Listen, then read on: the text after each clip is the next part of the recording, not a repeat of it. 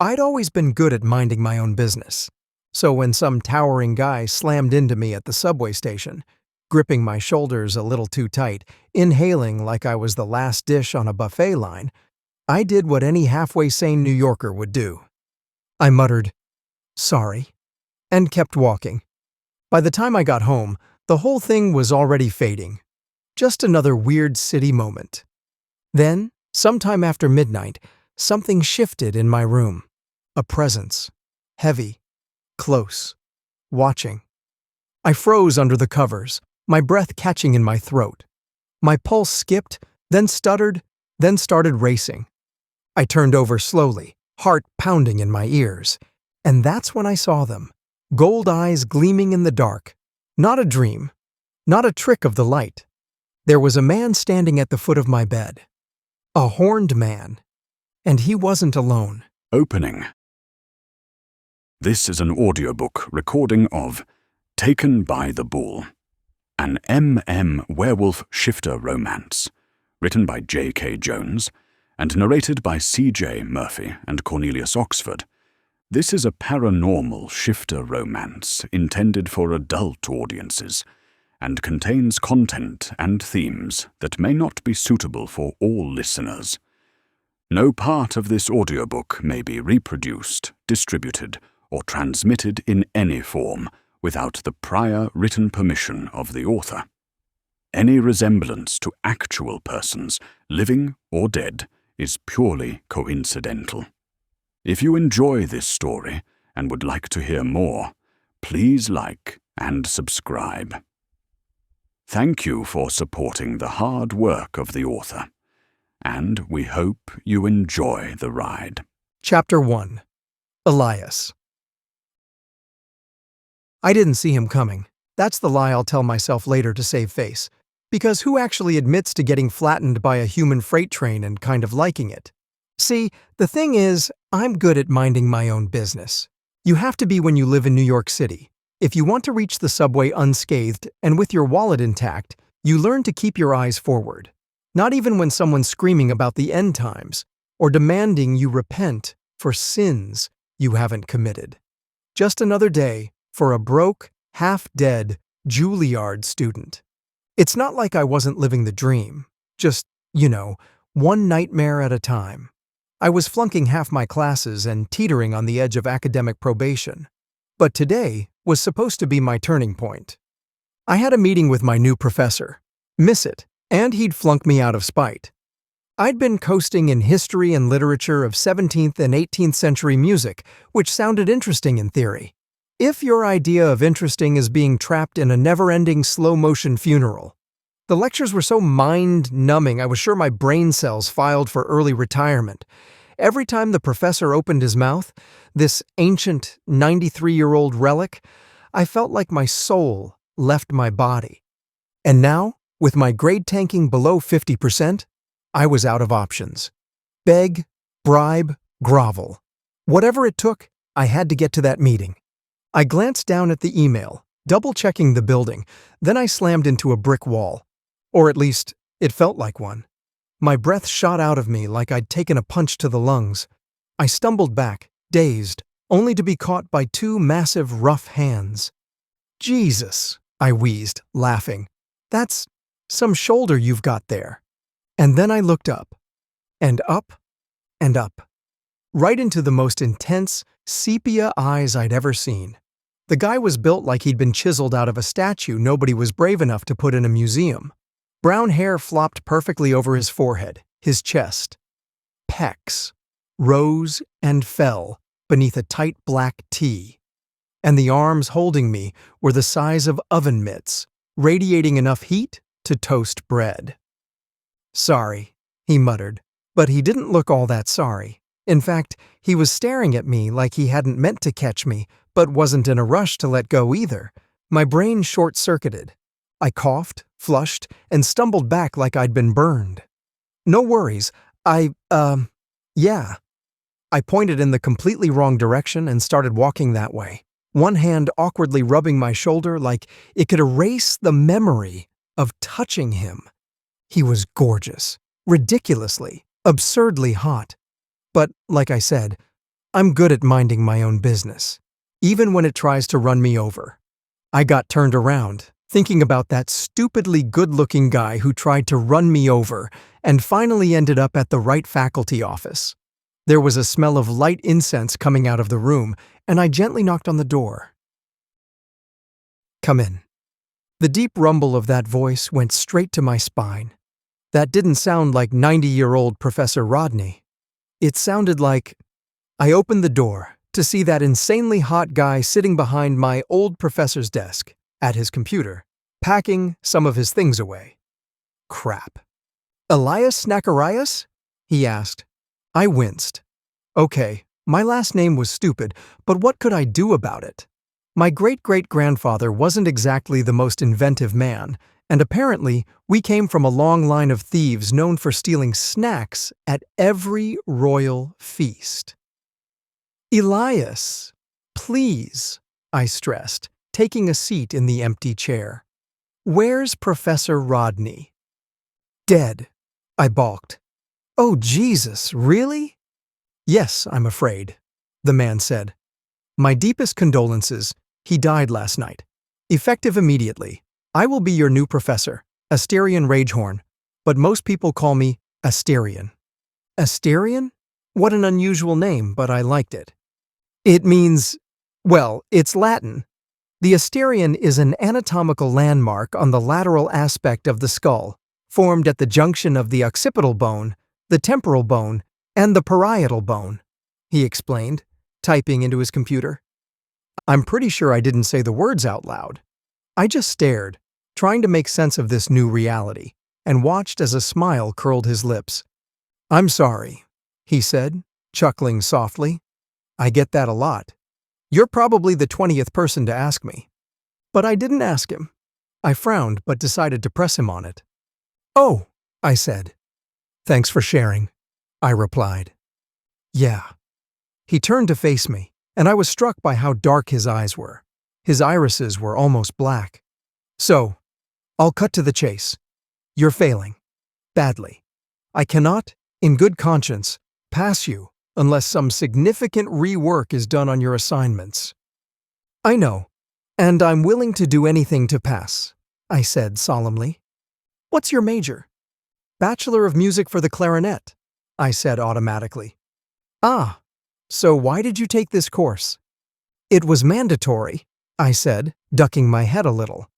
"I know it's a poor excuse, but I needed the extra credits or else I wouldn't qualify for my major, and this was the only elective available." "Say no more," he chuckled, and it went straight to my southern regions. I get that a lot, but even though it's an elective, I still believe every student should put their best foot forward. Aside from that, history and literature of 17th and 18th century music is indispensable to your degree, as it forms the foundational underpinnings of the entire classical canon and provides indispensable insight into the confluence of cultural, socio-political, and aesthetic evolution that defines how Western music history interlocks with the broader historical paradigm. Say what? My smile froze, and I completely zoned out. He smiled at me, and I went weak in the knees, even though I was sitting down. "Yeah, sure. That whatchamacallit," I muttered. He laughed again, and it sent a jolt through me. "Okay, let's start with the invention of the violin family in the 16th and 17th centuries. The gradual refinement of these instruments, particularly under the hands of masters like Amati and Stradivari, set the stage for an unprecedented level of expressivity and tonal complexity. The early use of gut strings, their tension and calibration, and how this influenced the various regional schools of string playing." My mind just shut down. I tried to focus, really, I did. But all I could do was stare at his lips as they moved. The way they parted when he spoke, the faint curve of them when he smiled, the way his mouth shaped every word. It was like everything else faded into the background. He droned on about the violin's role in the Baroque period and how the rise of continuo accompaniment influenced string orchestration. But I was long gone. His voice was smooth, like dark velvet, but all I could focus on was the subtle shift of his mouth. Finally, I managed to pull myself back together enough to realize I was staring like an idiot. I flushed hard and looked anywhere but at him. After what felt like years, he finished whatever incredibly boring point he was trying to make about the influence of the 17th century violin on 18th century orchestral music, and I scrambled to my feet. "Right. Well," I mumbled, grabbing my bag, still trying not to think about the fact that my face was probably redder than a tomato. "Thanks, for the help." He nodded, his eyes lighting up. "We'll talk more next week. Don't worry about it too much, Elias. You've got potential." I stepped out of his office with a flushed face, my heart racing, knowing I was absolutely screwed for the rest of the semester. I was practically drooling by the time my lecture came around, determined to take notes and listen to everything Asterion said, but the second he walked into the lecture hall, my eyes were glued to his tight slacks that practically clung to his bubbly butt. Were those pants even legal? He wore a white dress shirt tucked into them, a belt cinching his waist, a Rolex watch, which, let's be real, he definitely didn't get on a teacher's salary. And Doc Martens. "You good, fam?" Mandy demanded, kicking my shin. "Ouch!" I yelped, turning to glare at her. She laughed, tucking a pink strand of her hair behind her ear, a mischievous glint in her eyes. "I see what you're looking at," she teased, nudging me. I flushed, trying to look anywhere but at her knowing smirk. Shut up. Theater majors were so dramatic. "He's hot." Mandy fanned her face. "Well, this lecture just got a lot more interesting," she added, a sly grin spreading across her face. "You have no idea," I muttered, trying not to laugh at how obvious she was being. "So, are you coming to the rave tonight? It's out in the woods near the enchanted forest." She winked at me. "Yeah, sure. I'll be right there," I deadpanned. "Why do you think I would ever go outside? Me and the outdoors just don't mix." Mandy threw her head back and laughed, causing several heads to turn. "Come on," she said, fiddling with her fishnet gloves. "You'll love it. Besides, I heard Tyler will be there. Don't you have a big hard—" "All right, everyone," Asterion said, causing the room to settle down. Mandy gestured for me to show up, or she'd kill me, and I flipped her off. As some of you are aware, unfortunately, Mr. Rodney has passed away unexpectedly. Not sure how unexpected it was, since the man was 90 and basically a bag of bones already, but whatever. And I'll be taking over. I tuned the rest out, my eyes zeroing in on his massive biceps. How is it legal to have such an attractive man teach this class? Before I could blink, the lecture was over. "All right, a quiz next week on everything we discussed today will be 50% of your entire grade." 50%? Oh my God, I wasn't even listening. Crap, I was going to fail. I turned to Mandy, who'd been furiously taking notes, while my notebook had nothing but doodles in it. Does that mean I had to go to his office hours? I felt my face grow hot at the thought. "So," Mandy probed, "the enchanted forest tonight? Are you coming?" "I don't know," I sighed, packing up my stuff. "I mean, it's not really my scene, and besides, with everything happening with my mom—" "That's exactly why you need this," Mandy protested. She pouted, and it would have been ridiculous, but with her hair in pink pigtails, jean shorts, fishnet stockings, and a plaid button-up, she somehow made it work. "Come on." "Fine," I conceded. "Maybe Tyler will glance at me, or mistake me for the trash can again. That's happened before." "Oh, progress." Mandy hooked her arm around mine, steering me toward the door. I looked over my shoulder, and for some reason, I saw Asterion looking back. For a split second, it was like his eyes were glowing, like two luminous bullseyes in the right light, before the moment passed, and the intensity was gone. We reached the campus gates, and as we walked through, "You know what the best part about tonight is, right?"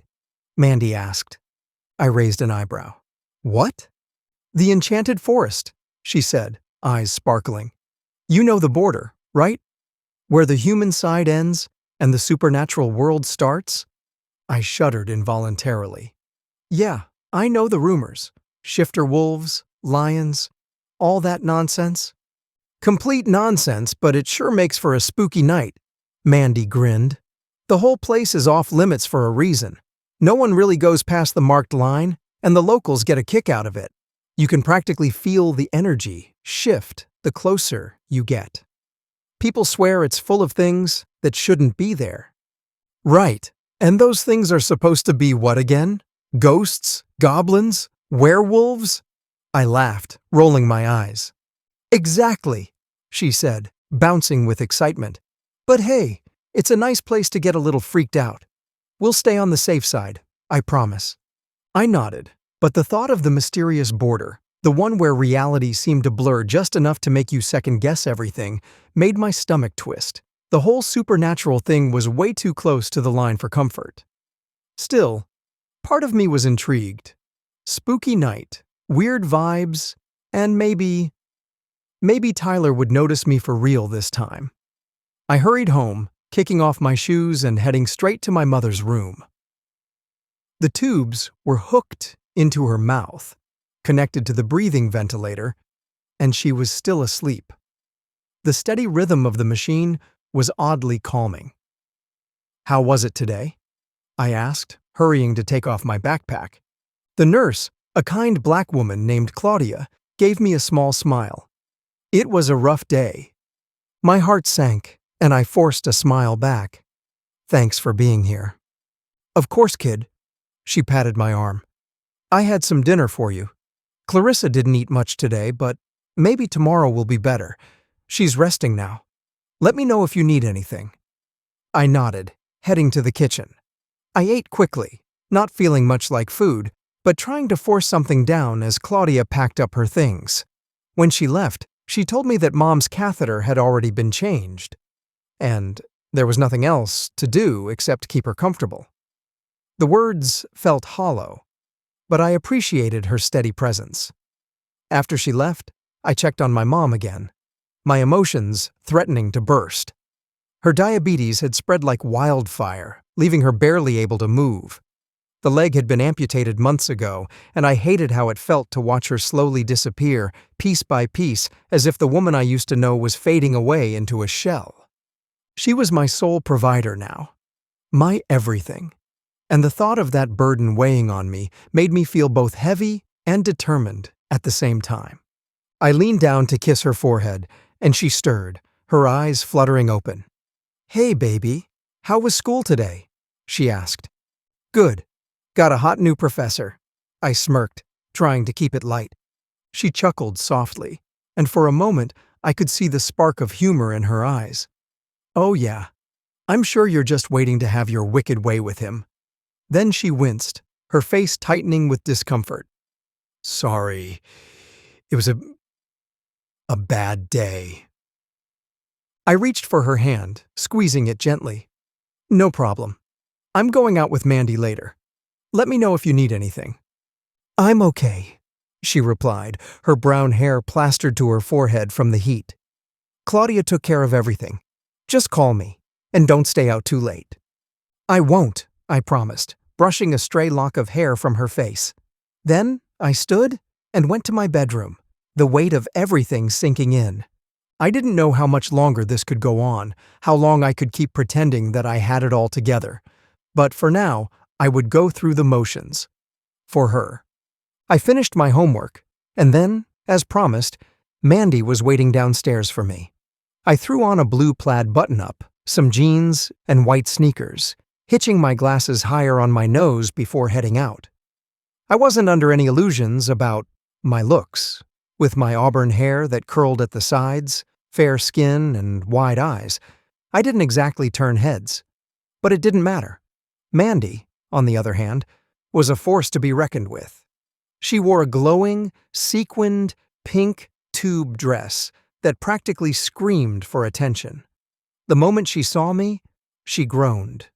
"Where are you going? To a Bible study?" she teased, looking me up and down.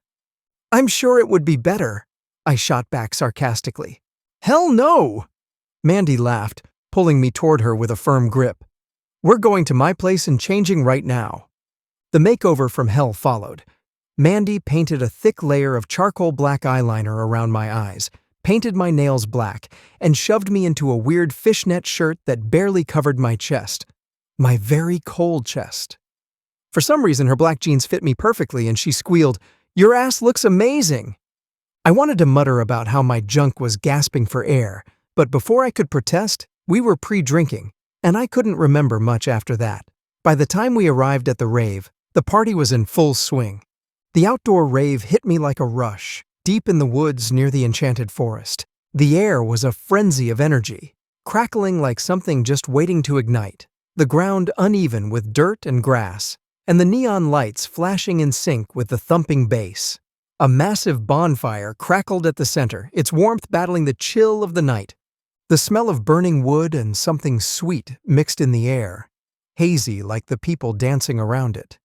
Tents were set up along the edges, with groups laughing, drinking, and passing joints. The music vibrated in my chest, the crowd moving together like one pulsating being. Fairy lights hung in the trees, their glow adding an eerie touch, but the whole scene felt electrifying, lost in the beat and the night. Tyler was with a group of his friends near the bonfire, standing tall and radiant. He was a ballet major, and the way he could bend into positions that should be illegal made me wonder if his joints were made of rubber. He was hot too, tall, with Eurasian features, wide shoulders, and muscular arms. I'd been trying to get Tyler's attention all year for obvious reasons, but he barely ever glanced at me. "Shots!" Mandy screamed in my ear. "Yeah, I'll just—" I reached out blindly, and my hand connected with a solid wall of muscle. I looked up and up and up and found myself staring at a masked man. I almost screamed and leaped back, but he grabbed my arm to steady me. What the hell? The guy was wearing a horse head? He had glitter and glow sticks draped around his neck, so he looked like he was part of the party. "Oh, gotta catch already!" Mandy squealed, hip-checking me into the man's arms. He caught me again. "Mandy!" I hissed. "Sorry, my friend's wasted," I laughed. So was I. "It's all right? Want to dance?" he asked, and I realized the grip he had on my hand was almost crushing. I gulped. "Ah, sure." He took me onto the dance floor and immediately pressed our bodies together. I gasped, my hands coming to rest on his shoulders as we danced to the music. Mandy passed me drinks steadily, and the more time passed, the more I relaxed. "Why are you wearing that?" I pointed to the horse's head. "Cosmetic reasons," he muttered. His voice was low but oddly familiar. "Do you come here often?" "Yes." "Well, no. Mandy does.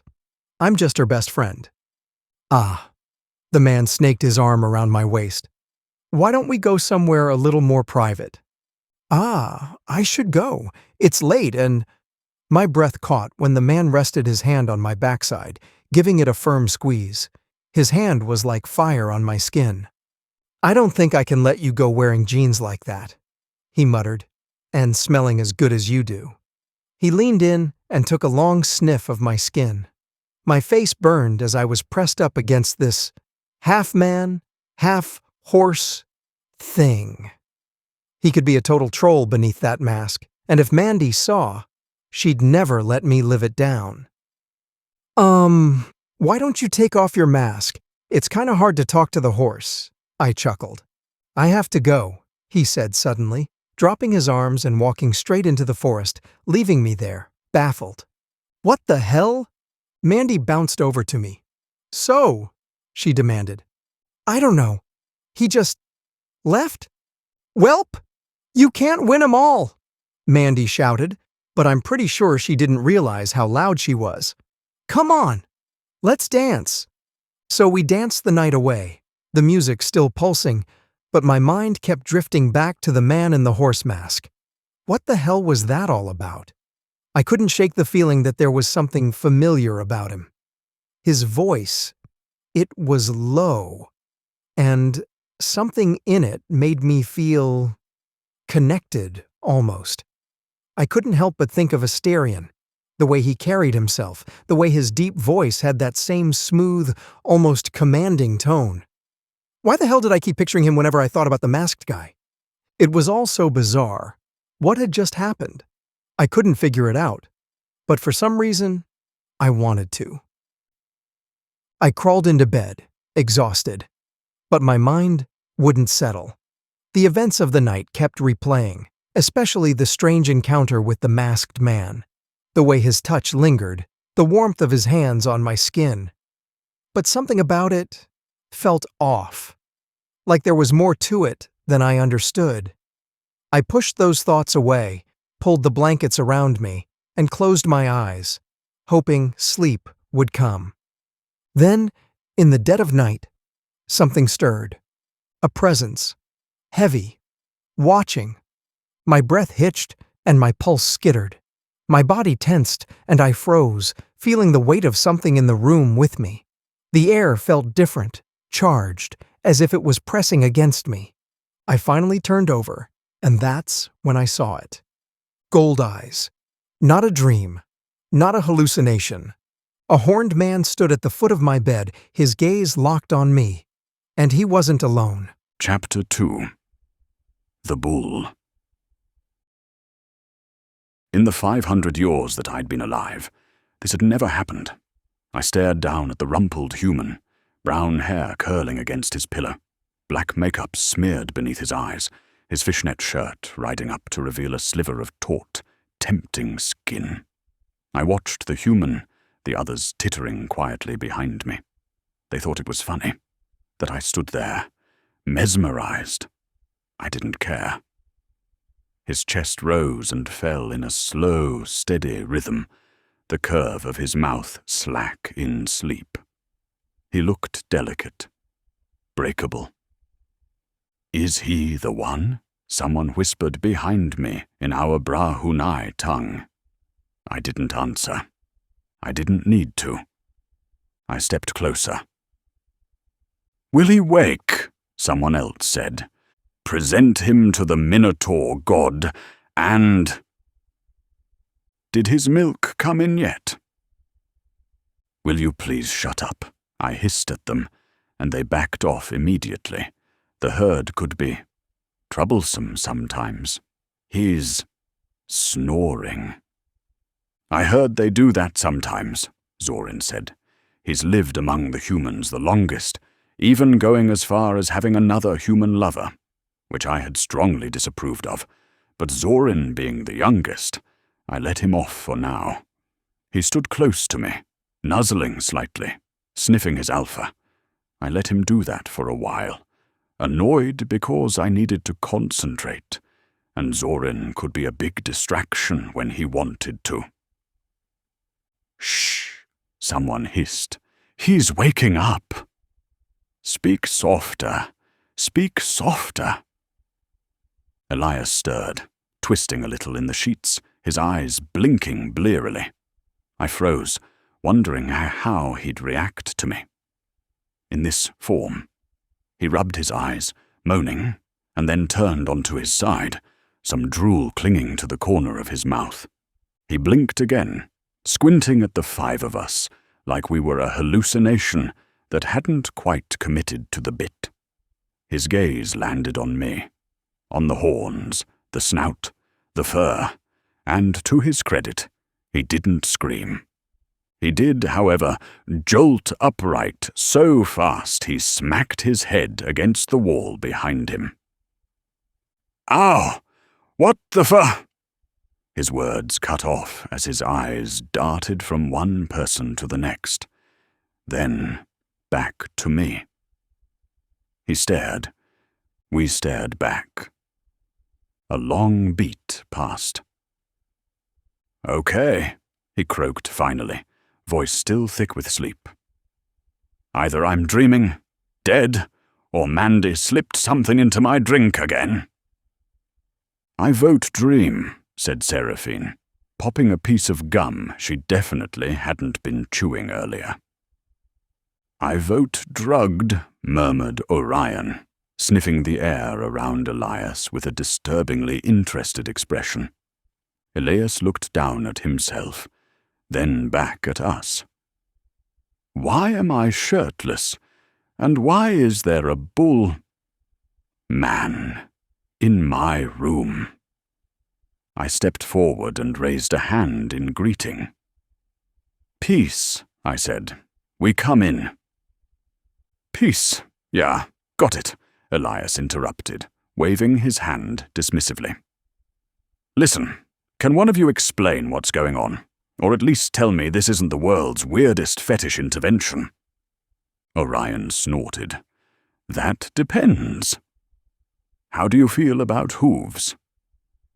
Elias blinked, glanced at my feet, and then lay back down slowly. Nope, he said, pulling the covers over his head. Not dealing with this before coffee. You mustn't, Zoran hissed. You must not rise before the Alpha has... I lifted my hand, and it silenced everyone. My nerves were getting the best of me. Elias looked so beautiful like this.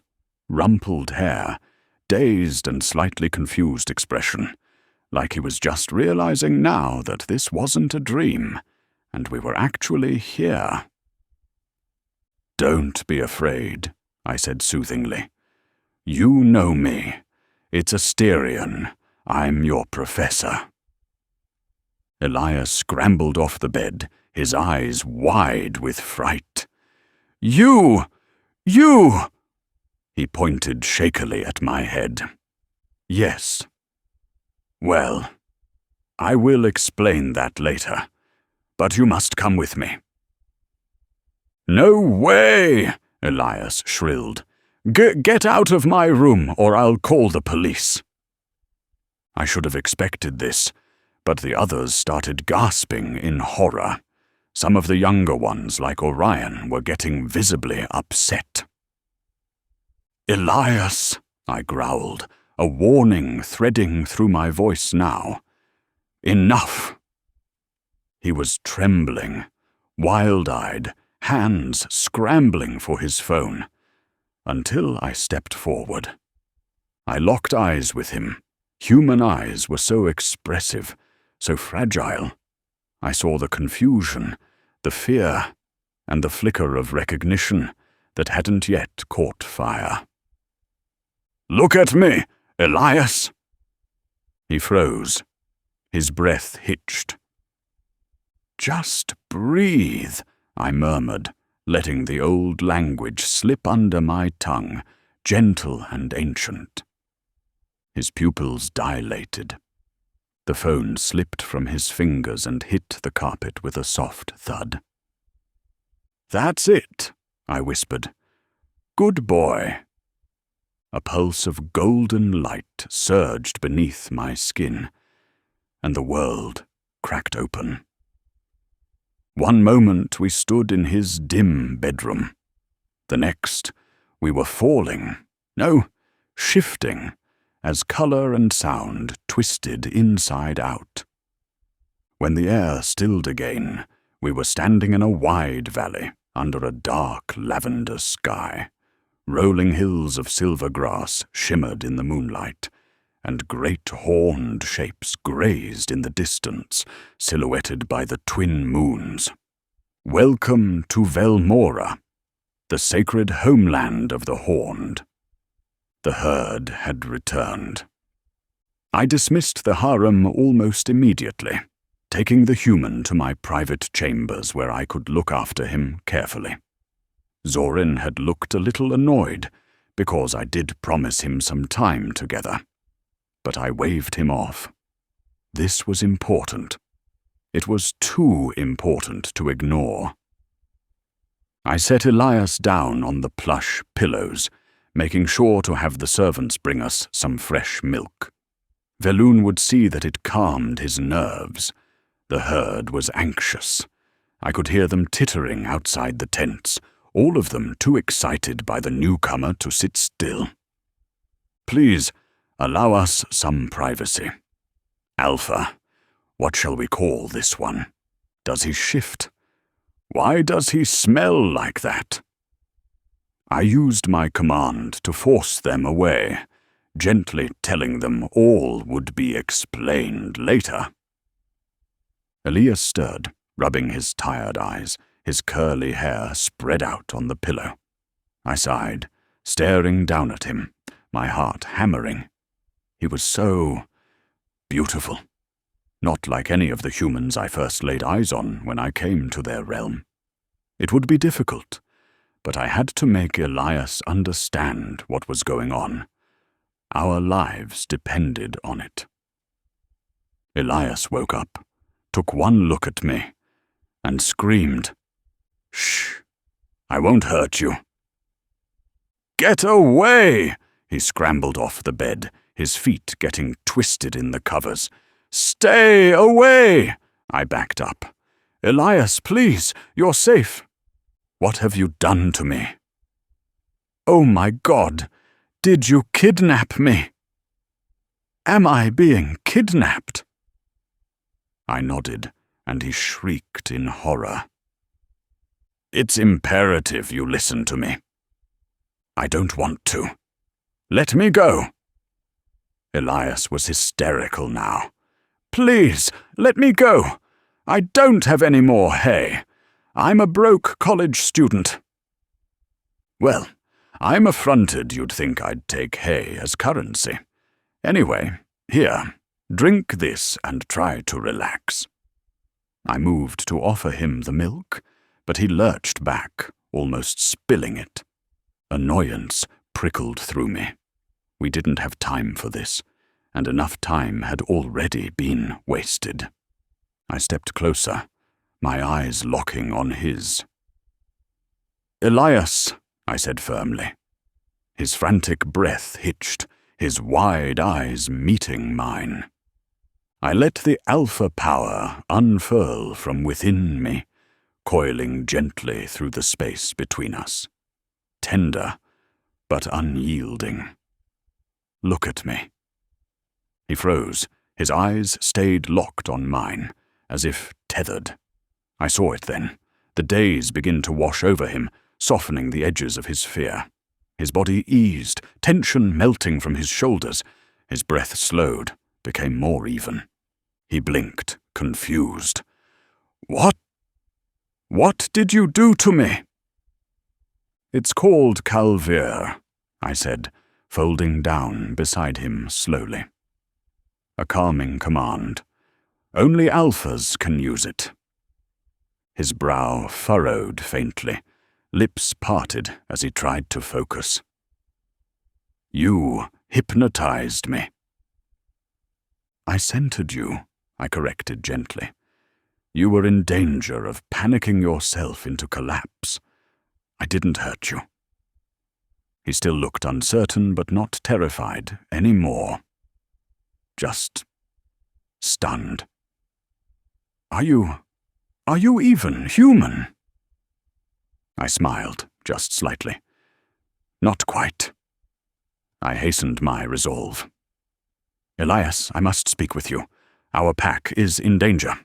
The tigers are hunting us, and—" "Touching story. But I fail to see how that has anything to do with me," Elias snapped. I stared at him, heart pounding. "You are the reason we're in danger, Elias," I said quietly. "And you're also the only one who can save us." He looked at me like I'd grown 2 heads. I took a slow breath, keeping my voice steady. "You're not just some college student. You're our Matronis. The herd has been searching for you for centuries." "The what now?" Elias blinked. No, I think you're confusing me with someone else. I can barely afford tuition. What the hell is a Matronis?" "The Matronis is the spiritual heart of the herd," I said. "Chosen by instinct, guided by lineage, and reborn when needed. You're the calming presence, the tether. Without you, our bond fractures. Our protection fails." "You're insane." He backed up, hands trembling. "You're talking like this is some kind of prophecy, or magic, or—" "It is magic," I said. "Blood deep, bone deep. And I know you feel it, Elias. The way you reacted to me back in your realm. Why you couldn't look away." He opened his mouth, but no words came. "You are the Matronus," I said again. "You carry the power of restoration, of memory. You belong to the Velmora herd, and the herd belongs to you. That's why I had to bring you back. That's why they're all outside right now, whispering, waiting. They can sense you." He was shaking his head, but not as firmly now.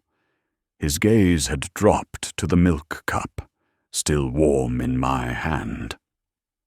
"I'm no one," he whispered. "I failed math 3 times.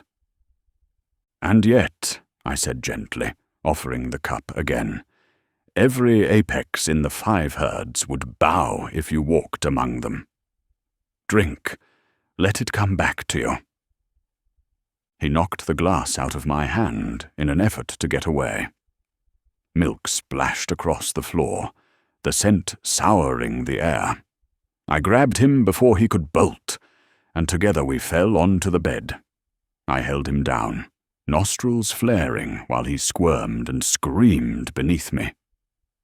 "Stop it," I growled, but he wouldn't listen. I forced him to look into my eyes, holding his flailing wrists against the mattress. His body arched once, tense, before slowly going slack. I sighed, watching the glaze dull over his gaze. It was no use. Elias went back to sleep. I crawled off him, slumping beside him on the bed, running a hand over my snout in frustration. The tent flap stirred. Zorin stepped in, his sleek body moving with caution as he knelt at my feet. "What did he say?" "It's no use," I muttered. "He's too frightened. I can't get through to him." "Let me—" "No," I said, my voice final. "I'll return him to the human realm." Zorin shook his head, his large green eyes wide with fright. "But the tigers are almost upon us." "I know," I hissed, standing. "We can cloak ourselves in the shadows, or I can bring Velmora closer to the gates of the supernatural world. But until then—" I trailed off, then huffed, patting Zorin's cheek. "I have no choice. I will go alone." "Alpha," he whined, inching forward on his knees. I patted his arm. "You'll be okay. I'll be back soon." "But you promised," he squirmed, gaze darting to my waist, and I knew he was aching for my knot. Soon, including the Matronus, who was no doubt desperate for it, even if he didn't know it yet. "I know," I sighed, "but you must be patient with me." I gathered Elias in my arms, his body warm and limp against my chest. I exhaled slowly, grounding myself. The world folded inward. A blink. A rush of pressure. The cool scent of dawn dew filled my lungs. We stepped through. The tent vanished around us. In its place, cotton sheets, slatted blinds, and the faint pink of morning light spilling across the floor. We were back in Elias's room, the human realm, and the sun was just cresting the horizon. I lay him down on the bed, mesmerized just as the Alpha command was starting to wear off. I couldn't control myself. I needed a whiff of him. Just a taste. I swear he could feel it, my impatience, my sheer need. My snout grazed his chin, but he shivered, not in fear. "May I?" I asked, moving to cup his jaw. Elias nodded and relaxed. The moment my palm touched the side of his neck, something ruptured inside me, like a dam cracking wide open. My pupils blew wide, vision narrowing to nothing but him. His pulse thudded beneath my fingers, sharp and quick like a hunted rabbit. But his scent. Gods. The bull inside me stamped his hooves, a deep, guttural snort tearing through my throat. My body locked, every muscle seizing at once. The scent was like molten amber and crushed rosemary, sun-warmed skin, citrus shampoo, and the soft, worn cotton of his favorite hoodie. But beneath all that, something ancient stirred, something mine. My length thickened, trapped painfully between my thighs, as heat exploded in my spine, spreading out like wildfire. I bent over him, trembling, my massive head tilting instinctively, nostrils flaring wide as I took him in. Sweet, wild, addictive. The bull surged forward inside me, roaring. It was overwhelming, savage and sacred all at once. Then, without warning, my bones buckled. A crack, a pop, my body convulsed and collapsed against him as my snout shrank back into a mouth, my horns retracting into my skull. Skin and fur peeled away with an electric buzz until all that was left was me, my human self, bare-chested, slick with sweat, heart galloping inside my ribs. I almost collapsed on top of him. Elias shoved hard at my shoulders with a yelp. I grunted, dazed, barely managing to push myself upright, arms trembling as I braced on either side of him, panting, dizzy, still humming from the scent. But finally, human again. I could see it then. His own need, straining, throbbing beneath the thin fabric of his sleep pants. My breath caught, so it had affected him too. The scent bond wasn't one-sided. It never was. His eyes met mine, wide and uncertain, pupils blown just like mine had been moments before. His lips parted, chest rising and falling in shallow pants. I could hear it, his heartbeat, wild like a war drum. Or maybe that was mine. You felt that, I said quietly, not a question. Elias didn't answer. He just stared, stunned, like his body had betrayed him, and he didn't yet know what to do with the truth of it. My own limbs trembled. The bull inside me was silent now, as if satisfied, scented, soothed. But my skin still tingled with Elias's closeness, his warmth, the heat that had flared so bright between us it nearly burned. I shifted back onto the mattress, bracing myself on one elbow. I'll go, I rasped, voice hoarse. You need time. So do I. Elias still didn't speak, but as I rose from the bed, I heard him whisper behind me. What did you do to me? I didn't turn back. I couldn't. My human form was still too new, too raw, my heart still racing. Instead, I said, "Nothing you didn't already feel." And then I vanished into the rising light of dawn. I headed back to my penthouse apartment, the air of the human realm still clinging faintly to my skin. When I arrived, Zorin was already there, standing by the large bay windows, his body bathed in the golden light of the sun. His bare skin gleamed, the sharp planes of his torso haloed by morning gold. He smiled when he saw me, lazy and familiar, his eyes lidded with want as he walked up to me. I smiled too, watching him. His dirty blonde hair shimmered in the sunlight, tousled from sleep or anticipation. I didn't ask. I let my eyes drift down his rippling chest, the soft sheen of sweat already rising on his skin. "I missed you," he whispered, brushing his lips over mine. I sighed into the kiss, fisting a hand into his hair and tugging him closer. "Where's Orion?" "Waiting for you," he murmured, eyes fluttering shut as I kissed the corner of his mouth. "We both are." I began to undo the buttons on my shirt, my gaze raking up and down his bare form. "Get on the bed," I said, my voice thick. "I'll mount you both." Zorin nodded, but he didn't let go of me. Out of everyone in the harem, he was my favorite. Everyone knew that.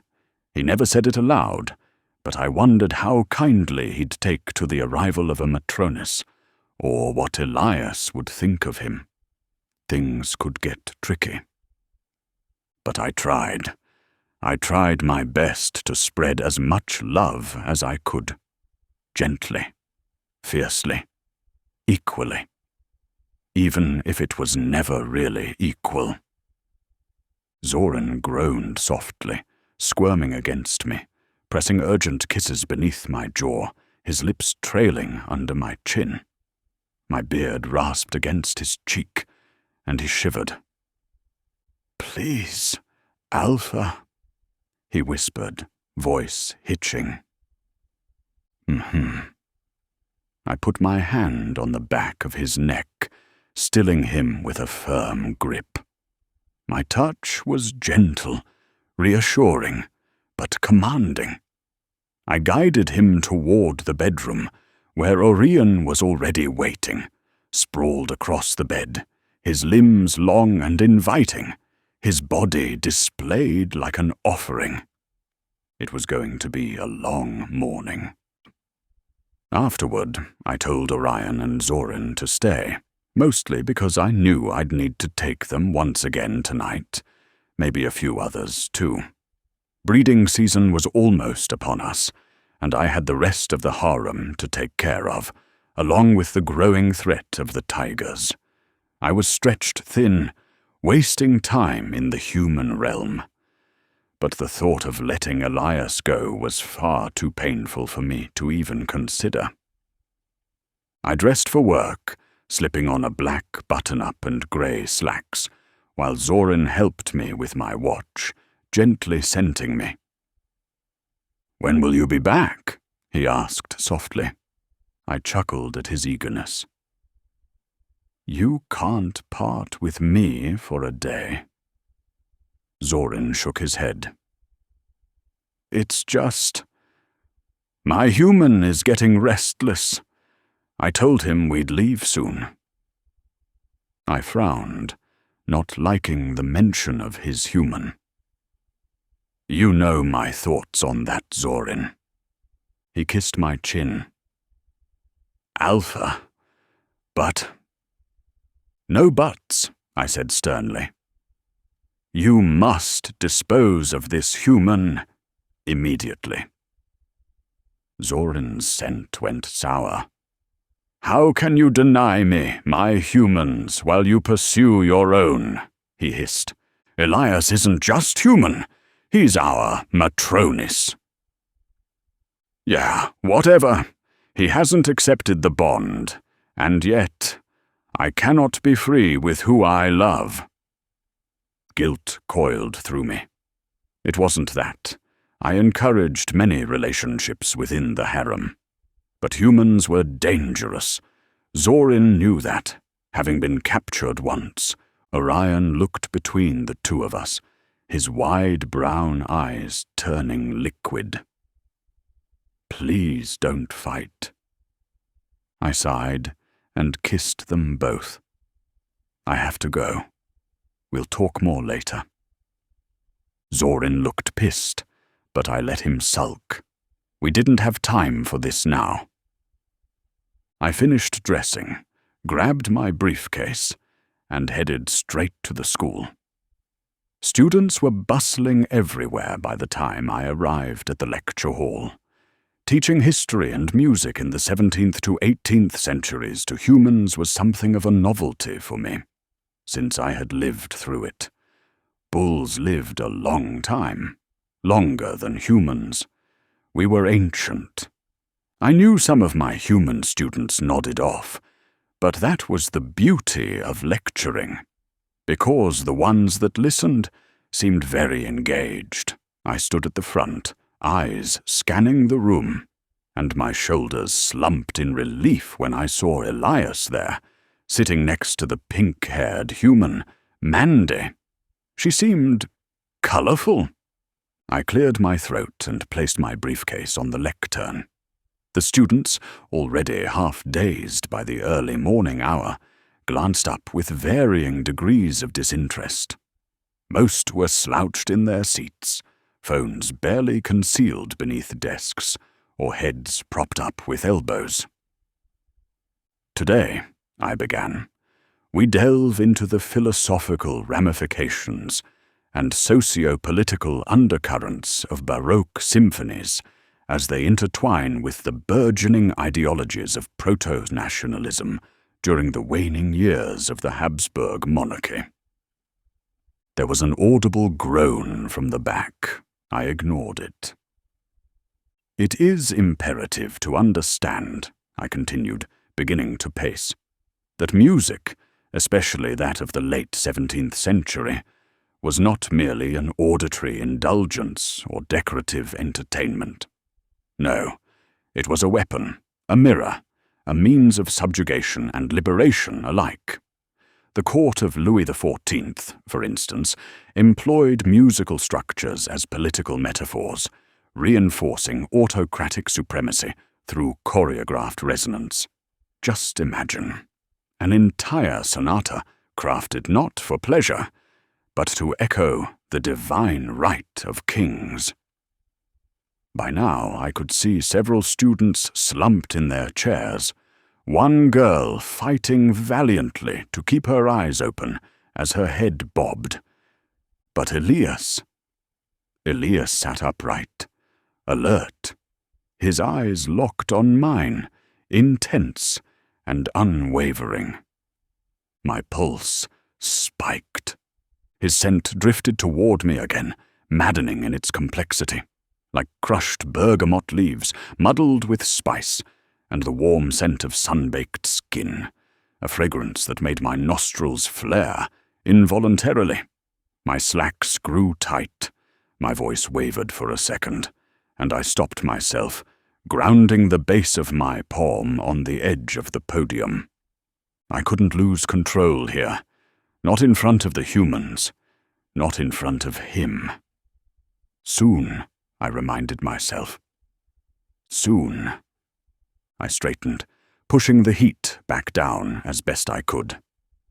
Johann Sebastian Bach, of course, took these themes to a theological extreme, layering his fugues with a divine precision that even modern mathematics struggles to emulate. Tell me, class, what happens when man seeks to mimic the divine through harmonic structure? What is sacrificed in the name of symmetry? A boy in the front row snored audibly. Elias tilted his head, eyes still on me. The moment the lecture ended, a smattering of applause followed, half-hearted, mostly from the front row. I stepped away from the podium, answering a few scattered questions about the reading assignment and upcoming essays. Students shuffled out, some mumbling thanks, others avoiding eye contact like I'd just stolen an hour of their life they'd never get back. But my attention wasn't on them. It was on Elias. He moved slowly at first, descending the stairs with that same flush still painted on his cheeks. His eyes flicked toward me, just for a second, and then, without warning, he turned and darted out the door, like something had snapped inside him. I blinked. What? I'd told him we'd speak after class. He agreed. He nodded. So why was he running? "Excuse me," I muttered, brushing off a particularly chatty student who wanted to compare Vivaldi to techno. My stride was purposeful, long, and with each step I took toward the lecture hall exit, something gnawed deeper at my gut. Was he scared of what happened this morning? Embarrassed? Or was something else wrong? The hallway was nearly empty now, students clearing out between periods. I scanned the corridor and froze. Just beyond the archway, Elias was backed against the wall, shoulders hunched, his books clutched tightly to his chest. Towering over him was a man, older, broader, with a smirk that made my skin crawl. His hand was braced against the wall by Elias's head, leaning in too close, too intimate, too wrong. I saw red. My vision tunneled. The bull inside me surged to the surface with a vengeance, nostrils flaring so violently the air vibrated. I charged down the corridor, students gasping and parting instinctively around me. Without thinking, I shoved myself between them, ripping the stranger back with a strength I didn't bother hiding. Elias's wide eyes met mine, fearful, relieved, and I roared, "Don't you dare touch my mate!" Gasps filtered through the hallway, then silence. All heads turned. My chest heaved as I loomed over the man, whose smirk had slipped into something pale and shaken. The human world had just heard the word mate, and Elias was staring at me like I'd just ripped the sky in half. Chapter 3. Elias. I considered faking my own death just to escape this conversation, but instead I ended up dodging the bull altogether. Asterion looked furious, nostrils flaring, hands balled into fists like he was about to charge Tyler. God. The one day, Tyler noticed me as something other than a sentient human cactus. And now, this was happening. I couldn't catch a break. We were in the middle of the hallway, so naturally, everyone heard. Heads turned. Some whispered, probably betting on who would survive the encounter. Their professor, mind you, was in the middle of the hall screaming about, "Mates?" Tyler looked between us, blinking like he'd just wandered into an episode of Jerry Springer. I felt vaguely sick, like my stomach had decided to tap out of this timeline. I laughed. Too loud. Too desperate. "Mates, yeah, ha ha ha. The assignment, right?" Nailed it. Totally convincing. Definitely not unhinged. Asterion blinked several times as if finally remembering himself. Yes, the assignment on the emotional arc of tragic mating calls in prehistoric whale symphonies. Right. The whatchamacallit, I grinned, walking over to Asterion, grabbing his arm and gently steering him away from the crowds. The second I touched his arm, though, I noticed he instantly relaxed. And I noticed how smooth and muscular his skin was. It was kinda making me weak in the knees, so I let go as soon as we were a safe distance away. Asterion sighed, smoothing a hand over his face, and it was the first time I noticed how exhausted he looked. Like he'd been up all night, which he probably had, teleporting from realm to realm. My mind wasn't ready to go there yet. "Look, I need to speak to you as soon as possible," he breathed. "Please. It's of the utmost importance. Can you grab a coffee with me?" His eyes were so wide and earnest, making my stomach flip. I nodded, and together we crossed the foyer, heading outside to the Starbucks across the street. He ordered 2 coffees, his with an insane amount of cream and milk, and mine, just a regular coffee with cream and sugar. Asterion dwarfed the chairs he sat on, his muscular body looking kinda ridiculous on the small wooden seat. "I'll cut to the chase. You must return with me to Velmora." I almost spat out my drink. "What?" "We are being hunted by tigers. We don't have much time until they're upon us. I've made a pact with Noah from the noble wolves, and we've claimed sanctuary there. But we must move. I'm sorry, but you must leave and return with me." "Leave with you? I don't even know who you are. I'm in school. I have my entire life here. There's no way I can do that." "Please don't make me order you to do it," Asterion said softly. "I don't want to do that." My face flushed, and I gripped my coffee cup until my knuckles were white. "You can't just— I'm a person too. I have a life, and I have— The herd will die if we do not act now," Asterion said firmly. "I've made all the arrangements. Now we must go, within the fortnight." This was insane. Utterly insane. "And if I refuse?" "I'll force you," Asterion said. "Your mother will be well taken care of. She'll want for nothing, and you can return once we're safe. Trust me. Once we're safe, I personally will arrange for her safe transport to the supernatural realm." "No," I said, my face growing hot. Desperation crept into his voice. "Elias, please." He reached for me, and I knew if he touched me again, my resolve would crumple. God, what is it with this guy? Does he have magic hands or something? My willpower folds like a wet noodle around him. "Don't touch me!" I hissed, yanking my hand away so fast the coffee spilled onto the table. "This isn't happening. This isn't happening. What about my friends? Mandy and— well, I guess just Mandy. But still, she was my best friend. And my mother. Would she even be safe for transport?" I stood so fast, the chair scraped back, glaring down at him. "Don't come near me again." I fled, my heart hammering. I went to the rest of my classes in a daze, my thoughts spinning as I tried to figure out what the hell was happening. I wasn't stupid enough to think Asterion wouldn't go through with his threat. The way he was acting was completely unhinged. He went from super hot guy to super psychotic guy. I looked for Mandy, but she wasn't at school, so I headed home as soon as I could. My mom was resting, and I sighed, relaxing. "Hey," I said, touching her hand. "How are you?" "Hey, baby. Good day at school?" She beamed. "Yup, you could say that." I lied. "Your friend's waiting for you in your room." Claudia answered the door, but I said he could just go in and wait. Handsome guy. She winked at me. I was one cringe away from digging a hole with a spoon and living there rent-free. Don't tell me. Asterion was in my room waiting for me. I was on my feet in seconds, sprinting to my room and ripping the door open.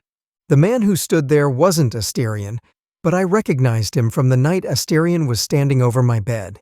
We stared at each other, and I was startled to realize my mom was right. He was handsome. Stunning, even. "Hello," he spoke. "My name is Zoran and— let me guess. You're a cow from Velmora, and I must return because of some crazy prophecy. Is that right?" Zoran's mouth twitched into a smile. "I see why he likes you." "Well, I don't. You guys are crazy, and now if you'll excuse me, I have homework to do." "Ah!" I screamed when my closet door opened and out tumbled a guy with curly black hair, rubbing his elbow and pouting. "Zoran," he whined. "It's too cramped in there." "I told you to stay out here with me, idiot," Zoran hissed. "If you hurt yourself, Alpha will be pissed. Orion, this is Elias. Elias, Orion." The man, Orion, stood on shaking legs. He was also stunning, with wide blue eyes and a mop of black hair. He was so damn cute, I felt my heart soften. "Hi." He bit his lip and sniffed. You're our Matronus." For some reason, I felt the overwhelming urge to take him into my arms and never let go. He was precious. So freaking precious. And Zoran, too. I turned to look at him and felt like I knew him. Despite his bravado, there was something else there. I swallowed hard. "Look, I'm not interested in whatever game—" "It isn't a game," Zoran said. He walked over and sat on the bed as Orion went rifling through my things. "It's true. Asterion is our alpha. You are our Matronus. I feel the pull, even standing here beside you. But Asterion is right. We cannot delay. The tigers, Tigers, I huffed. You can't expect me to believe. I don't expect anything, Zoran cut me off. I think you should listen and hear me. We are all in danger. The tigers are relentless. They will not give up. We must go. You're in danger, including your mother. We must leave. Whether you believe Asterion or not, we have to go. And if I refuse? I said, thrusting my chin in the air. If I don't go, then what? We'll all die. Orion spoke this time, his voice so soft it made my heart ache. My calf, Misha. Everyone will die. His eyes were so wide and liquid. My throat clicked as I swallowed. The thought of this sweet creature dying twisted up my stomach. I took a deep breath. Despite my initial shock and dismay, I didn't want anyone to die for me. And I knew Asterion didn't want to order me to come or hurt me. And, you'll bring my mother too? I asked cautiously. Yes, Zoran said. She'll be well taken care of. We even have some medicinal properties that might aid her healing. Asterion is a good alpha. You'll be well taken care of. And how long? I said, feeling helpless. Forever, Zoran said seriously. But something like agony flickered in his eyes, and he forced a smile. Come on, we'll pack your things. The good news is that the noble wolf pack isn't that far away. We just need to cross the border into their territory, and we'll be safe. He sniffed, and I caught his wrist. Zoran stilled, his eyes wide. He was mourning something. I didn't know what, but I felt it. His pain. Orion's too, for being away from his calf for so long. God, this was so strange, but it didn't feel wrong. We stared at each other, and I wanted to take him into my arms, but refrained, because I hardly knew him. But Asterion was right about the pull. I'm sorry. His lip trembled, and he shook his head. I don't know what you're apologizing for. We're the ones upending your life. Anyway, we've stayed here long enough. It's time we go. Come on, let's get started. We started packing all my things in silence. Once it was done, I had 3 duffel bags worth of clothing and some of my supplies. Then, I went to my mother's room. I sat with her for a long time, and nobody disturbed us. I took her hand gently in mine and kissed her knuckles. I love you. I'm sorry. Tears dropped onto her palm, and I stood. It was better this way. As soon as she opened her eyes and I had to explain, I knew I'd never leave. Orion and Zoran took my stuff outside, and I wasn't surprised to see Asterion waiting for us. His shoulders visibly relaxed when his eyes landed on me. He wore a long black coat that fell to his ankles. Underneath, he wore a gray button-up and slacks. I stopped right in front of him, staring into his deep brown eyes. I wanted to muster hatred, any kind of bitter emotion, but I couldn't. Asterion opened his arms, and I went to him, my pulse thundering as he cupped the back of my neck. I'm sorry. I never meant for this to happen. He was so sincere, and I knew he meant it. I wish we had more time. I nodded and stepped back. Orion and Zoran were waiting for us in the car, and I reluctantly got in. Pressing my temple to the glass, I closed my eyes and let the tears fall. The trip to Velmora wasn't as horrible as the first time. Granted, my stomach did drop, but I was slowly beginning to get used to the constant change in the atmosphere. The air smelled clear, like freshly cut grass, and I was finally able to look around at the plains of wheatgrass that seemed vast and endless. The perfect area for a herd. But why were they leaving? Surely the threat of the tigers had always been there for them. As we headed to where the herd was gathering, I spotted a number of RVs set up and campers nestled between them. Some larger tents were pitched, clearly made for travel. Cows grazed peacefully in the fields. If I hadn't seen Asterion in his true form, I would have thought someone was trolling me. But looking around, I realized how wrong I'd been. Orion bounced ahead of me, smiling so wide his cheeks must have hurt, and he and Zoran chased each other into the herd. Then, suddenly, they exploded, shifting into massive beasts, kicking up their legs in excitement and charging playfully through the grass. A laugh burst out of me, and I chuckled, shaking my head. Asterion stood beside me, watching. "Come on, I'll show you to your tent." He carried all of my stuff, nodding to the other shifters who, I could tell, wanted to speak to him, but stayed back. Their glances were curious as they looked at me. There was a wide range of them, men and women alike, most tending to the little ones. I felt a strong pull beneath my ribcage, and it only strengthened the deeper I walked toward the tent. Their whispers brushed against my skin, but it felt like more than that. Like I was connected to these people somehow. The tent was large and spacious, very different from what I'd imagined. A large bed lay on the ground, strange markings and symbols decorating the space. Images of golden calves lined the room like gods. I knew many cultures worship the bull.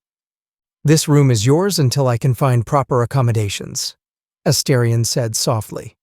"You must be patient with me. We're nearing our mating season, so some people in the harem are restless." "Harem?" I asked, brows furrowed.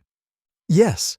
I'll have Thursa and Zoran explain when you're all settled in, and we can start moving. We'll mostly be staying in the campers, but have you ever tried shifting?"